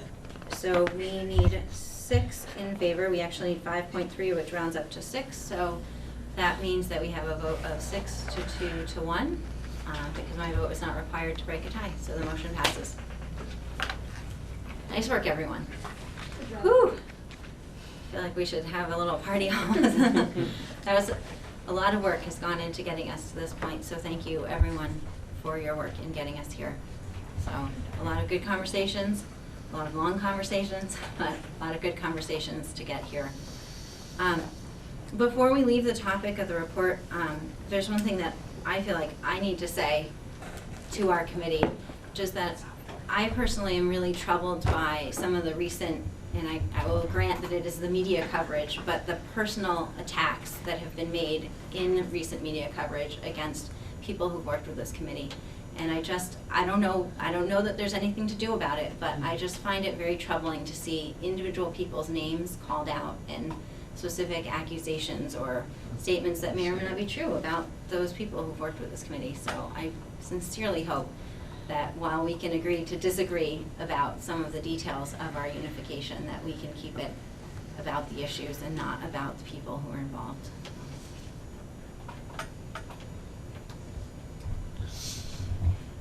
So we are going to move on to agenda item number 5, which is the update on the information about running for the new board. This was included in your packet. I think we can address this very quickly. The committee had authorized me previously to look into this with our attorney and to publicize information about running for the new board. It just happened to be in my inbox, so I thought I'd stick it on our agenda. But my hope is that I'm going to give it to Gayan immediately after this meeting, and so it will be able to be publicized in the Addison Independent, and Karen is also going to help us to publicize it in other ways. In case it does come up, there is some unfortunate timing with how local election ballots are prepared and national election ballots are prepared, so there's a little bit of a challenge with our town clerks at the moment, because absentee ballots for the presidential election will be available and mailed earlier than the deadline for candidates running for the local offices. kidding. So, unfortunately, this is something that we're working on. There's not a lot that can be done because there's law that governs it. But in case you hear something in the town clerk's office, if you're in Steve, I know some of the town clerks in our 5-town community are more concerned about this, and they might all be concerned about it. We have been advised by our attorney, we can't change the deadlines for submitting petitions to be on the ballot, for example. Yeah, Allison? So if someone were to get their petition in to the town clerk's office before the absentee ballots are sent out, do those people's names get added to it? Or it has to be all? It's a separate ballot, so, Okay. and I am not an expert in this area, nor do I want to be, but basically, once all those petitions are in, then that ballot can be produced. So Oh. it means that there would literally have to be 2 separate mailings of absentee ballots, and so it's very unfortunate that that's how the items are lining up. Additionally, it's going to be a manually counted ballot, which is also causing some concern. So. I think additionally, it was going to require town clerk's offices to stay open until 5 on the day the ballots are due. And they don't all necessarily stay open until 5, so we'll be adjusting their schedules that day. So if you're in talking with your town clerk, be nice. Bring cupcakes. Be appreciative. I don't think that, that any of us had the knowledge of local election laws to be able to foresee the challenges. Sarah? This is just about the directors running, or is this our entire, ballot issue? Or, is this our whole unification vote? Is it not gonna be on the absentee ballot either?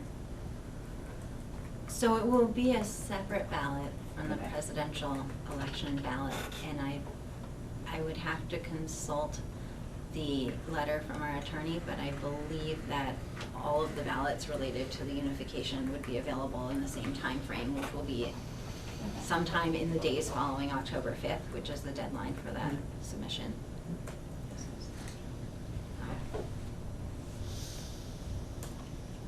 So hearing no concerns about this notice to voters, we will go ahead. Oh, Andy.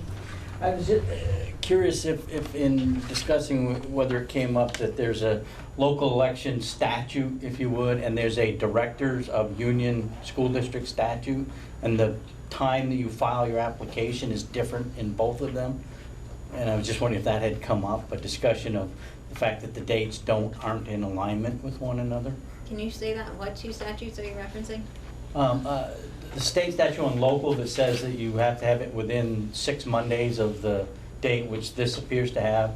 Then there's the one in the whole Union School District section, the 706 section that we've been looking at, that talks about the directors and says that you can have as little as 30 days and no more than 40 days. And those 2 don't seem in concert with one another. And maybe I'm misreading some, but that's the 2 documents that I saw that don't seem in alignment with one another. So, I'm sorry, that's me. so then you get no answer to your question. No. So I can tell you, we've been getting advice from our attorney, who has looked into it. So I did specifically mail letters to the town clerks that references relevant statute. They were prepared by the attorney, so I don't have that information on the top of my head, but I can look for it for you and get back to you. But I don't know, about any discrepancies. I know he has advised us what that deadline is, and it's October 5th, I believe. October 3rd. That's a October Monday. 3rd, as noted on the notice. But it doesn't mention an earlier date. In other words, how early could you supply that document? And I was curious if that, so it appears there isn't an early date. You could apply, you could send this take it to the town clerk's office day after tomorrow. You could get the form tomorrow, get it signed, and get it in. You can't require people to. I believe that's true. Okay. My recollection of when I do it for my current board seat is that there's a date by which it has to be handed in, but I don't think anyone's ever told me I can't hand it in earlier than a certain date. I'll The let problem isn't the first Lance person surprise handing me. it in, the problem is the last one. Okay, I just seen the inconsistency with two documents.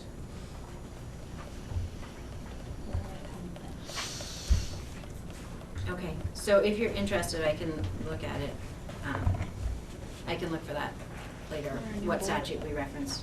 My only, is that someone come in later and just say, hey, foul here, I'm looking at this document and this thing wasn't handled properly.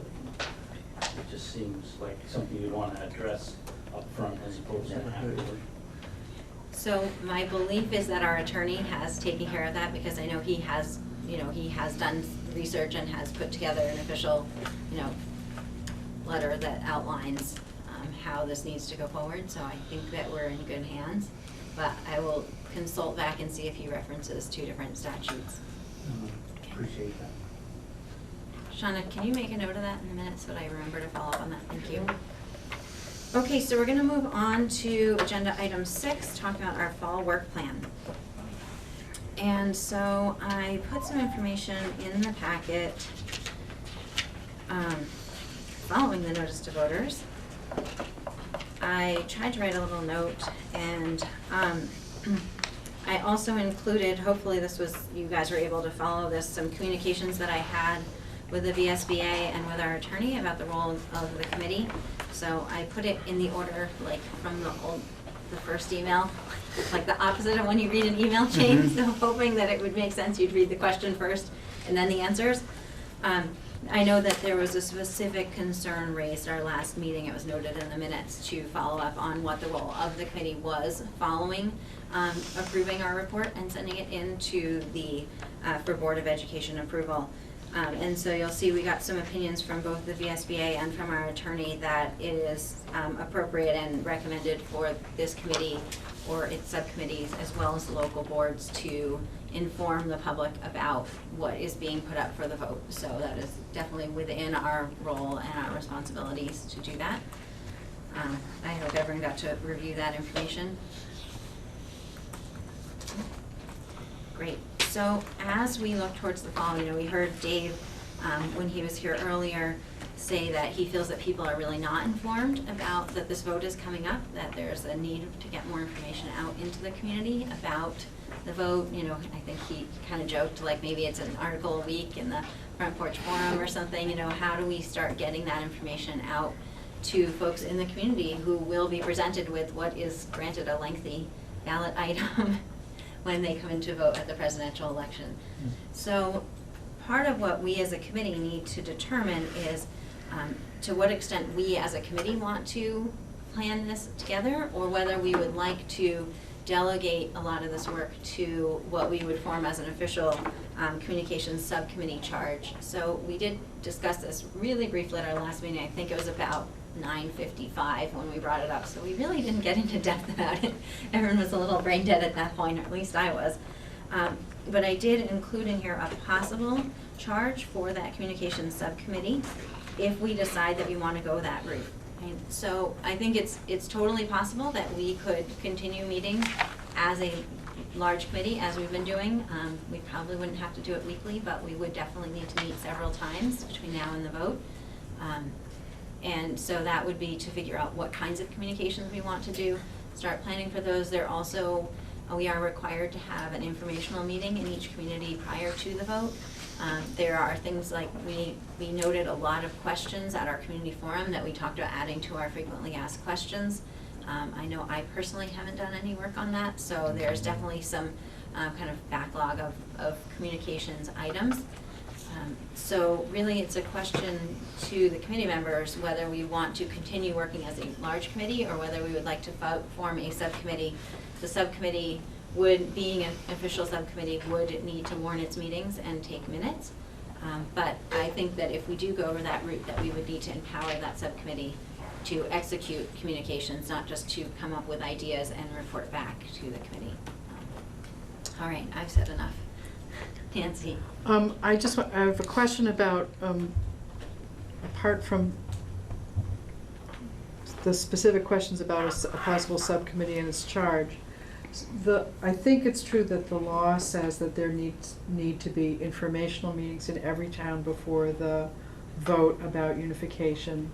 And I'm curious about whether those are, I'm curious too about what Patrick thinks about this, whether those are typically meetings that the school boards put on, or are they meetings that this committee puts on, or how has that worked in other places, or what are people's thoughts about that?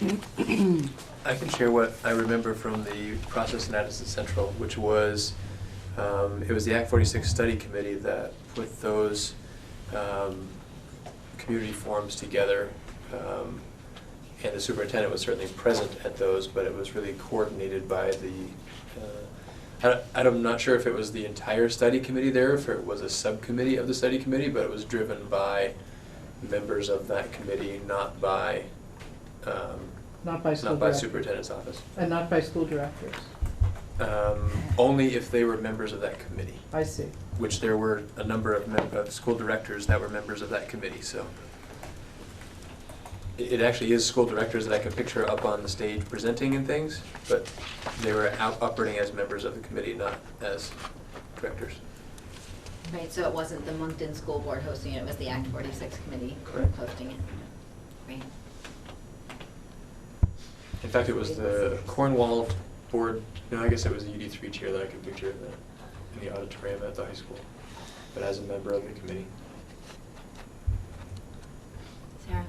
We were also approached by our own principal at New Haven about having something during open house, either speaking or a table or something along those lines, so those come up pretty fast. Yes. Might not be the only school that's interested in that. I see that Karen very thoughtfully sent me a list of all of the open houses just earlier today. So I think that any opportunities that we have to, to get information out there. I know I've heard anecdotally about, people doing coffee, in the mornings, or, lots of informal ways of communicating about, the work of the committee and the recommendations of the committee. So having FAQ handouts or whatever we're gonna have, And our we got a pamphlet. short deadline here to have a consistent information going out. So I We can inform but not promote. So the way that I like to think about it, and I think this is my own words, but maybe someone said this to me and I now have internalized them. I haven't read it on the VSBA website or something, but I think about when the school board proposes a budget. The school board says, we recommend this budget, this is what's in the budget, this is why we think it's a good budget. And then you can say, please come and vote, right? But you can't say, please vote yes for the budget. Right? So you can't advocate for people to vote in a particular way, but you can inform them about why the recommendation is such as it is. So I just want to address your point. So I agree that we do have significant work to do in planning for this. I also think that people's attention spans, or people's attention is pretty short. So I think that this is the right time. I don't think we're behind in getting to the informing. Maybe we could have had a little bit more stuff already done to be ready to roll out. But, the time, if we speak to people too early, then they aren't going to remember, it won't be fresh in their minds. So I don't think we're behind it, but I do think that there is definitely work to be done. Shauna? Just a marketing thought. Maybe you could, when you're trying to get people to attend these meetings, because I've been on the other end of trying to get people to attend meetings to give out information, I think Act 46 sounds like about the most boring thing you could ever offer somebody. It's like Act 166, and there's so many in education, they're overwhelming. So I don't know, like if you could put a spin on it, like whatever, come learn about, how to make education equal for all, or something that might actually interest a parent. Like you have to make it relatable to like, how is it going to affect me? Act 46 sounds like super boring. Just put it out there, are we going to close your school? That would get some people to show up. It might not be the people there to have a constructive conversation about it, but. I don't think it's particularly more interesting, but I've been trying to call it the School Governance Committee, because it describes what we're really doing instead of Act 46. But that's not sexy, you know, any stretch of the imagination. Oh, come on, nothing like You're not governance kidding. to get people fired up. Yeah. Yeah. Free food, that helps too. So a subcommittee is a lot more nimble, can meet with greater frequency. It has to have the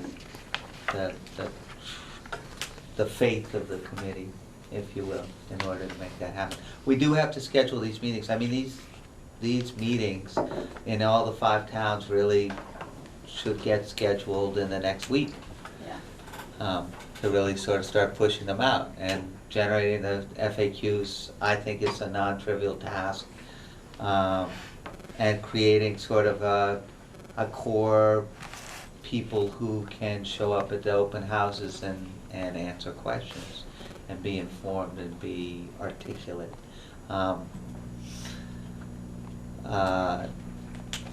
Yeah. So I think I would say that a subcommittee, if the full committee's willing to consider a subcommittee, I would be in favor of it. Right, and I just want to build on that. So one other possibility, so what this example charge that Allison found for me, then I revised, was based on Chittenden South. And in Chittenden South, what they did is they did have a communication subcommittee, but that subcommittee came up with recommendations and then brought those recommendations to the full committee, and the full committee approved those. So that is another approach we could take. My feeling from the group is that folks might be ready to let a subcommittee have the authority to actually execute communications, but we don't have to go that way. So that would be kind of so option 1 is the full committee does it. Option 2 is the subcommittee does it. Option 3 is the subcommittee makes recommendations and the full committee approves those things before they go forward. So we will want to pick one of these options. We don't have to do it yet if we want to talk about it more, but we do need to have a clear plan for how to move this stuff forward. Do we know who's interested in being on the subcommittee? Well, I'm just throwing that out there. So we have had a communications working group. Right. I have not specifically asked those folks if they're interested in continuing on with a communications subcommittee. My personal hope is that anyone who was interested, well, let me go back a step. I think in forming a subcommittee, there would be an opportunity for people to decide to join it, who maybe were not part of that effort before if they wanted to.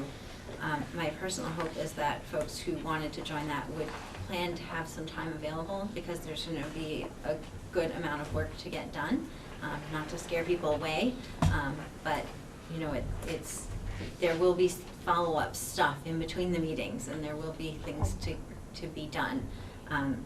But I think it would be great to do that. I think the other thing that we need to be really clear on is that any communications for this committee are going to represent the approved perspectives of this committee and the recommendations of this committee.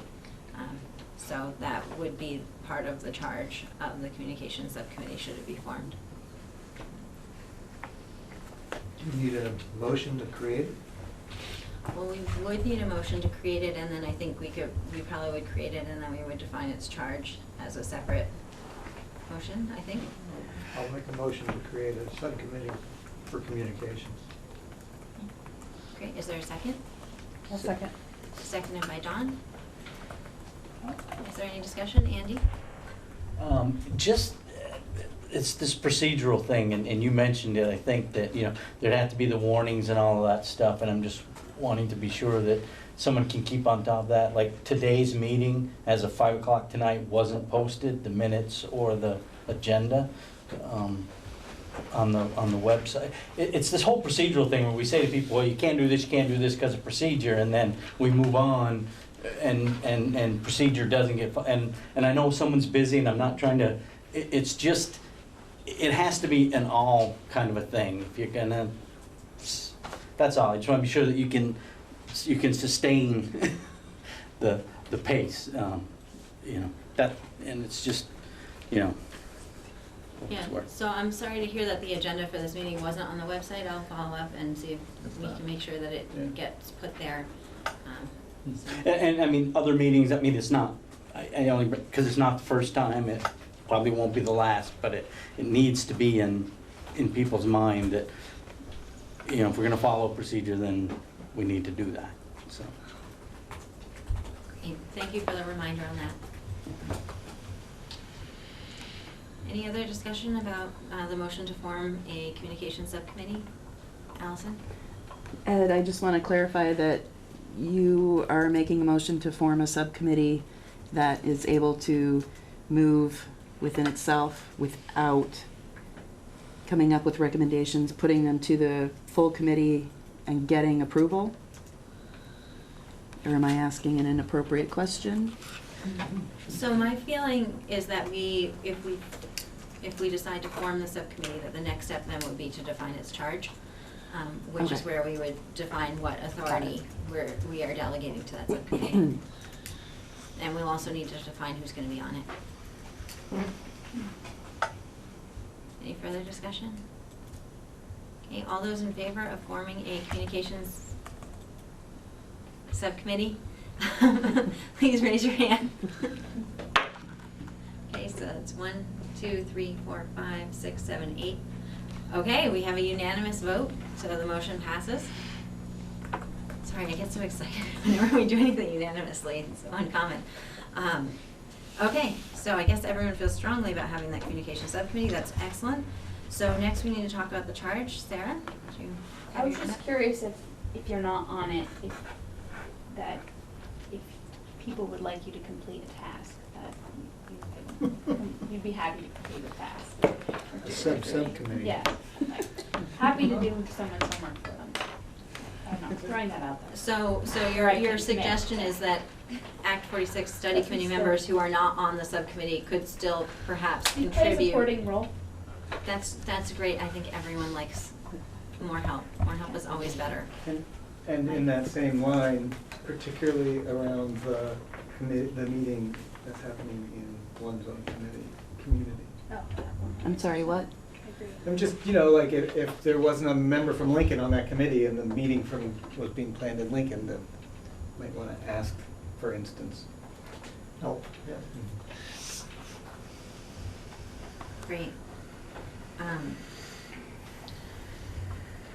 So, Nancy? Well, I guess just to echo that, I would think that in the official, the informational meetings that are required by law are not the only thing that this subcommittee will be doing, but I am imagining that for each of those 5 official town informational meetings, that the members of the committee who've been representing that town would be expected to go to that meeting and help lead that meeting and answer questions at that meeting. Yes? Yes. Yes.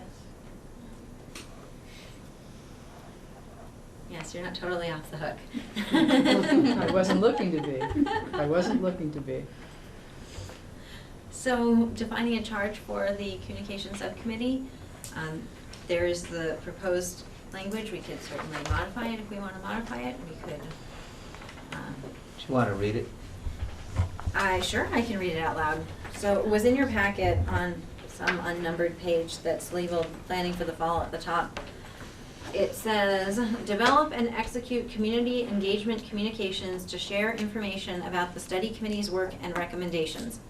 Tasks may include creating content for consistent and accurate messaging, e.g. FAQs, developing electronic media, e.g. website, to use centralized portals for information sharing, recommending use of current structures to gain efficiencies, e.g. use of regular board meetings and channeling through board chairs, organizing community forums, and other means to promote information sharing.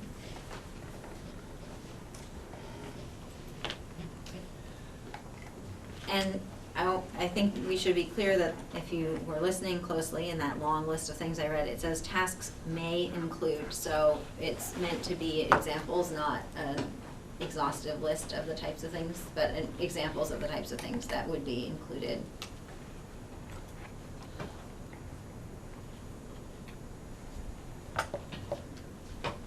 Steve?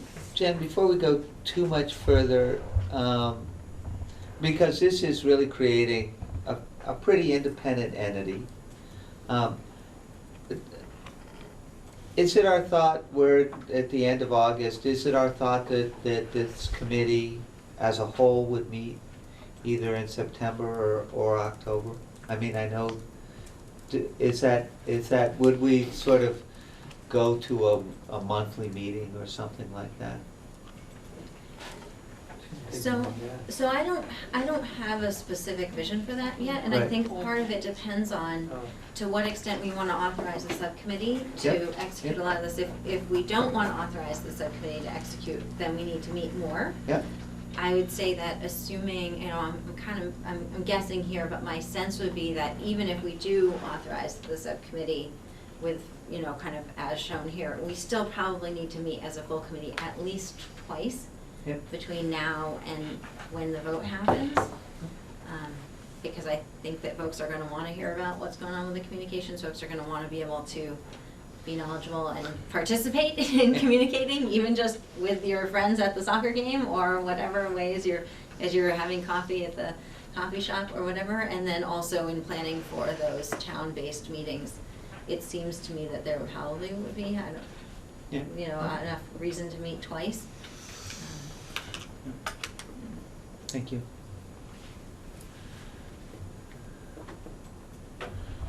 Sarah?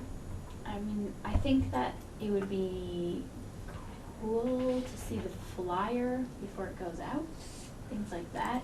Like, I think to be able to have more eyes on that stuff, like the official mailing, if we do one of those, and a couple of other things that would probably the rehearsal of what we do at our town ones. And then to just check some of the stuff. I don't necessarily need to approve it, but I think it would be in the subcommittee's best interest to have more eyes look at a few things. I don't know if that's allowed if we're not there though. I don't know how it works. You can get feedback. So, really, procedurally, the right way to do that is to get feedback is through a meeting. Yep. We had a presentation at our all boards meeting about public records and such, and having a discussion by email, if it involves a quorum of the board, it actually can be construed as a meeting. So that's why whenever someone does reply all, I freak out, because you're possibly violating open meeting law by doing so. Okay. So it is difficult compared to, you know, in a corporate setting. We do a ton of work by email, and you just can't do that because the public needs to be able to be part of it. You know, in some limited ways, you know, feedback can be provided directly to me. Right. But I think that we want to, you know, if we want to review something, that we want to do it the right way, and that anyone who wants to be part of that review could be part of that review. Cool. Could that not be accomplished by agenda packets for the subcommittee being mailed to all members, not discussed? And if you want to weigh in, you come to the meeting? Yeah. Or contact the chair of the subcommittee? Sure. The only thing that I'm just trying to picture, I mean, the only risk that we have is that if we had a large turnout, so we would not want to have a quorum of this committee in attendance at the subcommittee meeting, because that wouldn't be warned as a meeting of this committee. So for us to have a quorum of this committee, again, we would be in violation of open meeting law. So maybe if everyone's like, we're coming to the meeting, let us know. We'll have to warn it differently. Start at the same time.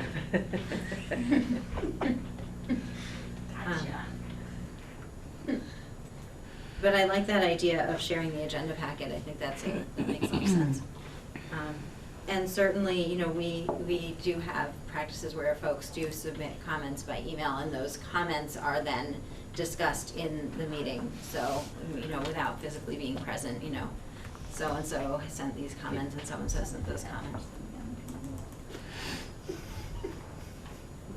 Okay, good. So, where are we? We're trying to establish a charge, I think, is what we were doing, right? We don't have a motion on the table about that So yet. Yeah, Mike? I think that the charge of the subcommittee should be to make decisions. Otherwise, I don't know why we're doing it. So I'll make the motion that the subcommittee should be able to make decisions about communications. Would you be interested in phrasing your motion to use the charge that was presented in the agenda packet? Is that Yeah. what you meant, That or? is what I meant. What does it say? It says to develop and execute community engagement communications, to share information about the study committee's work and recommendations. Tasks may include, and then it has a listing of. Yes. I'll second. Thank you. So Mike very graciously has, Shauna, you good on the motion and seconds? I stole it from. Perfect, and I have that in editable format if you want me to send it to you after. Ready for school? It'll be like later tonight. Okay. All right, sorry, any discussion? Nancy? I just have a question. I don't know if it relates to how the wording of the charge or not, but at the very end of Steve's last communication in the packet, he writes, I know the committee has a budget, but I have not seen it. If the budget contains funds for providing public information which have not been expended, we should discuss how those funds could be used. And I'm just curious about whether you have any insight about what he meant. So Steve and I have not successfully gotten on the phone together. We've been trying to get on the phone for a few days, and so I have not had the opportunity to explore what he meant by that further. Okay. I sent him some follow-up questions, but he didn't respond on that point specifically.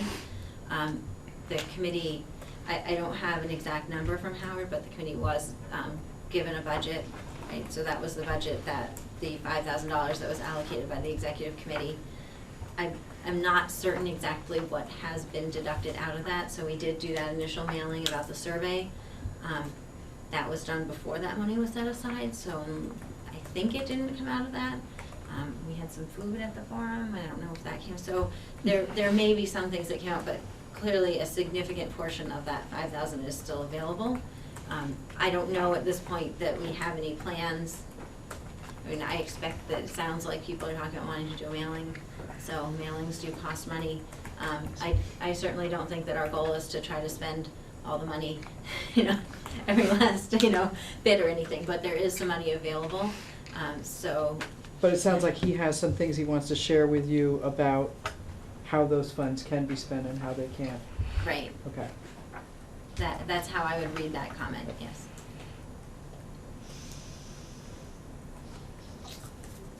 Okay, any further discussion?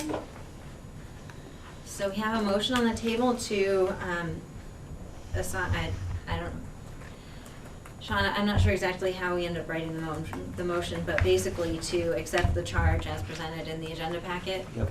For Yep. the communication subcommittee.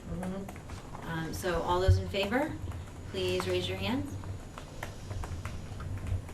Okay, the motion passes unanimously.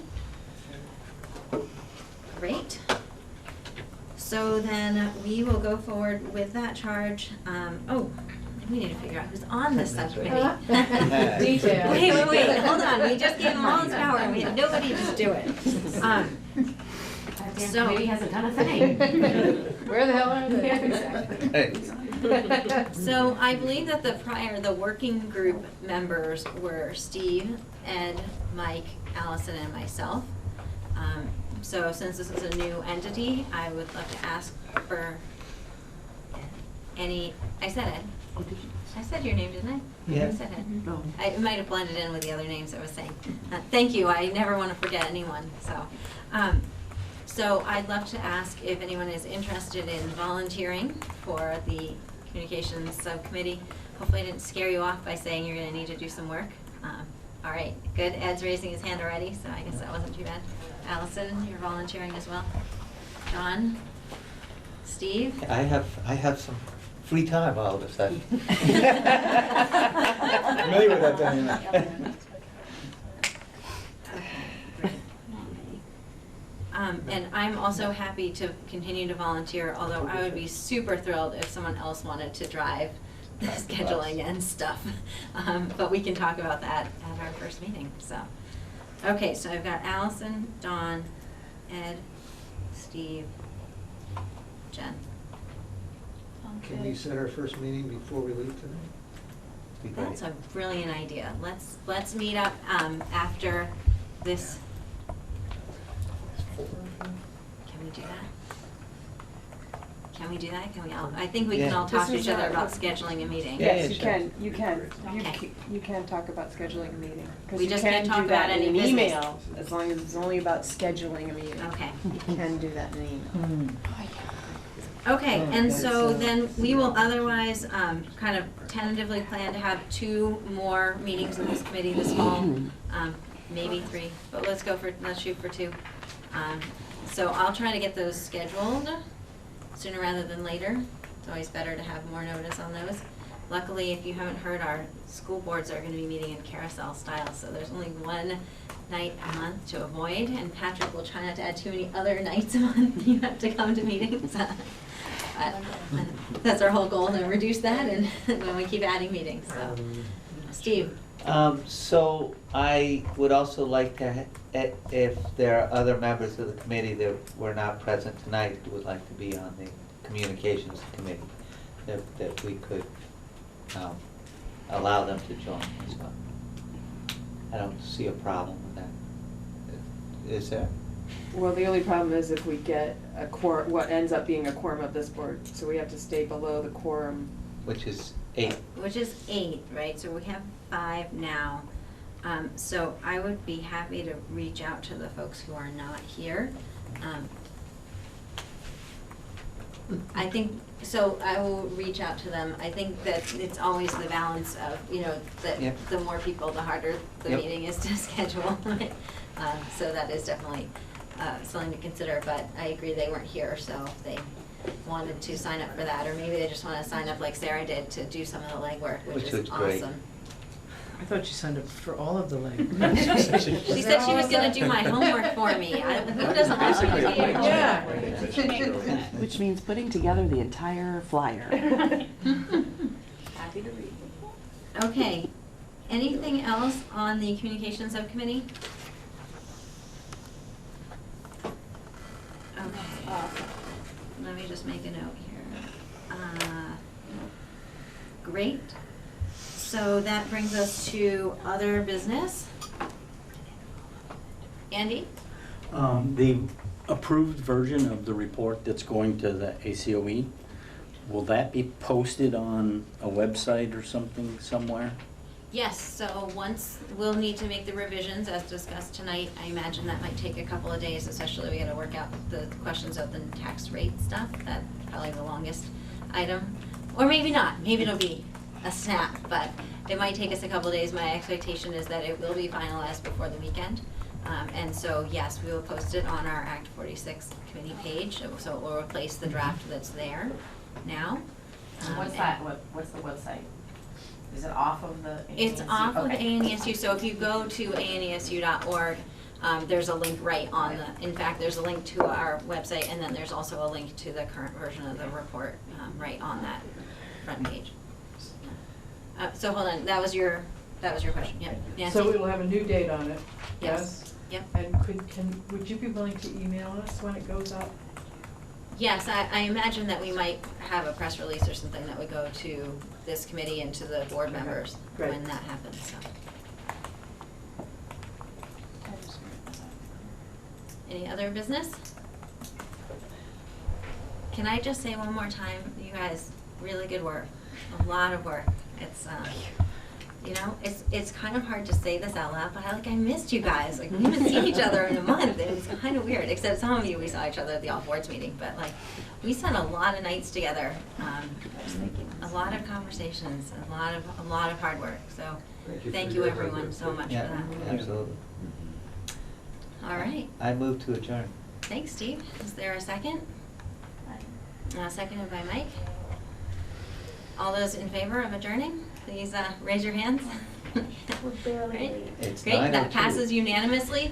This has like never happened here. We are actually ending our meeting almost on time.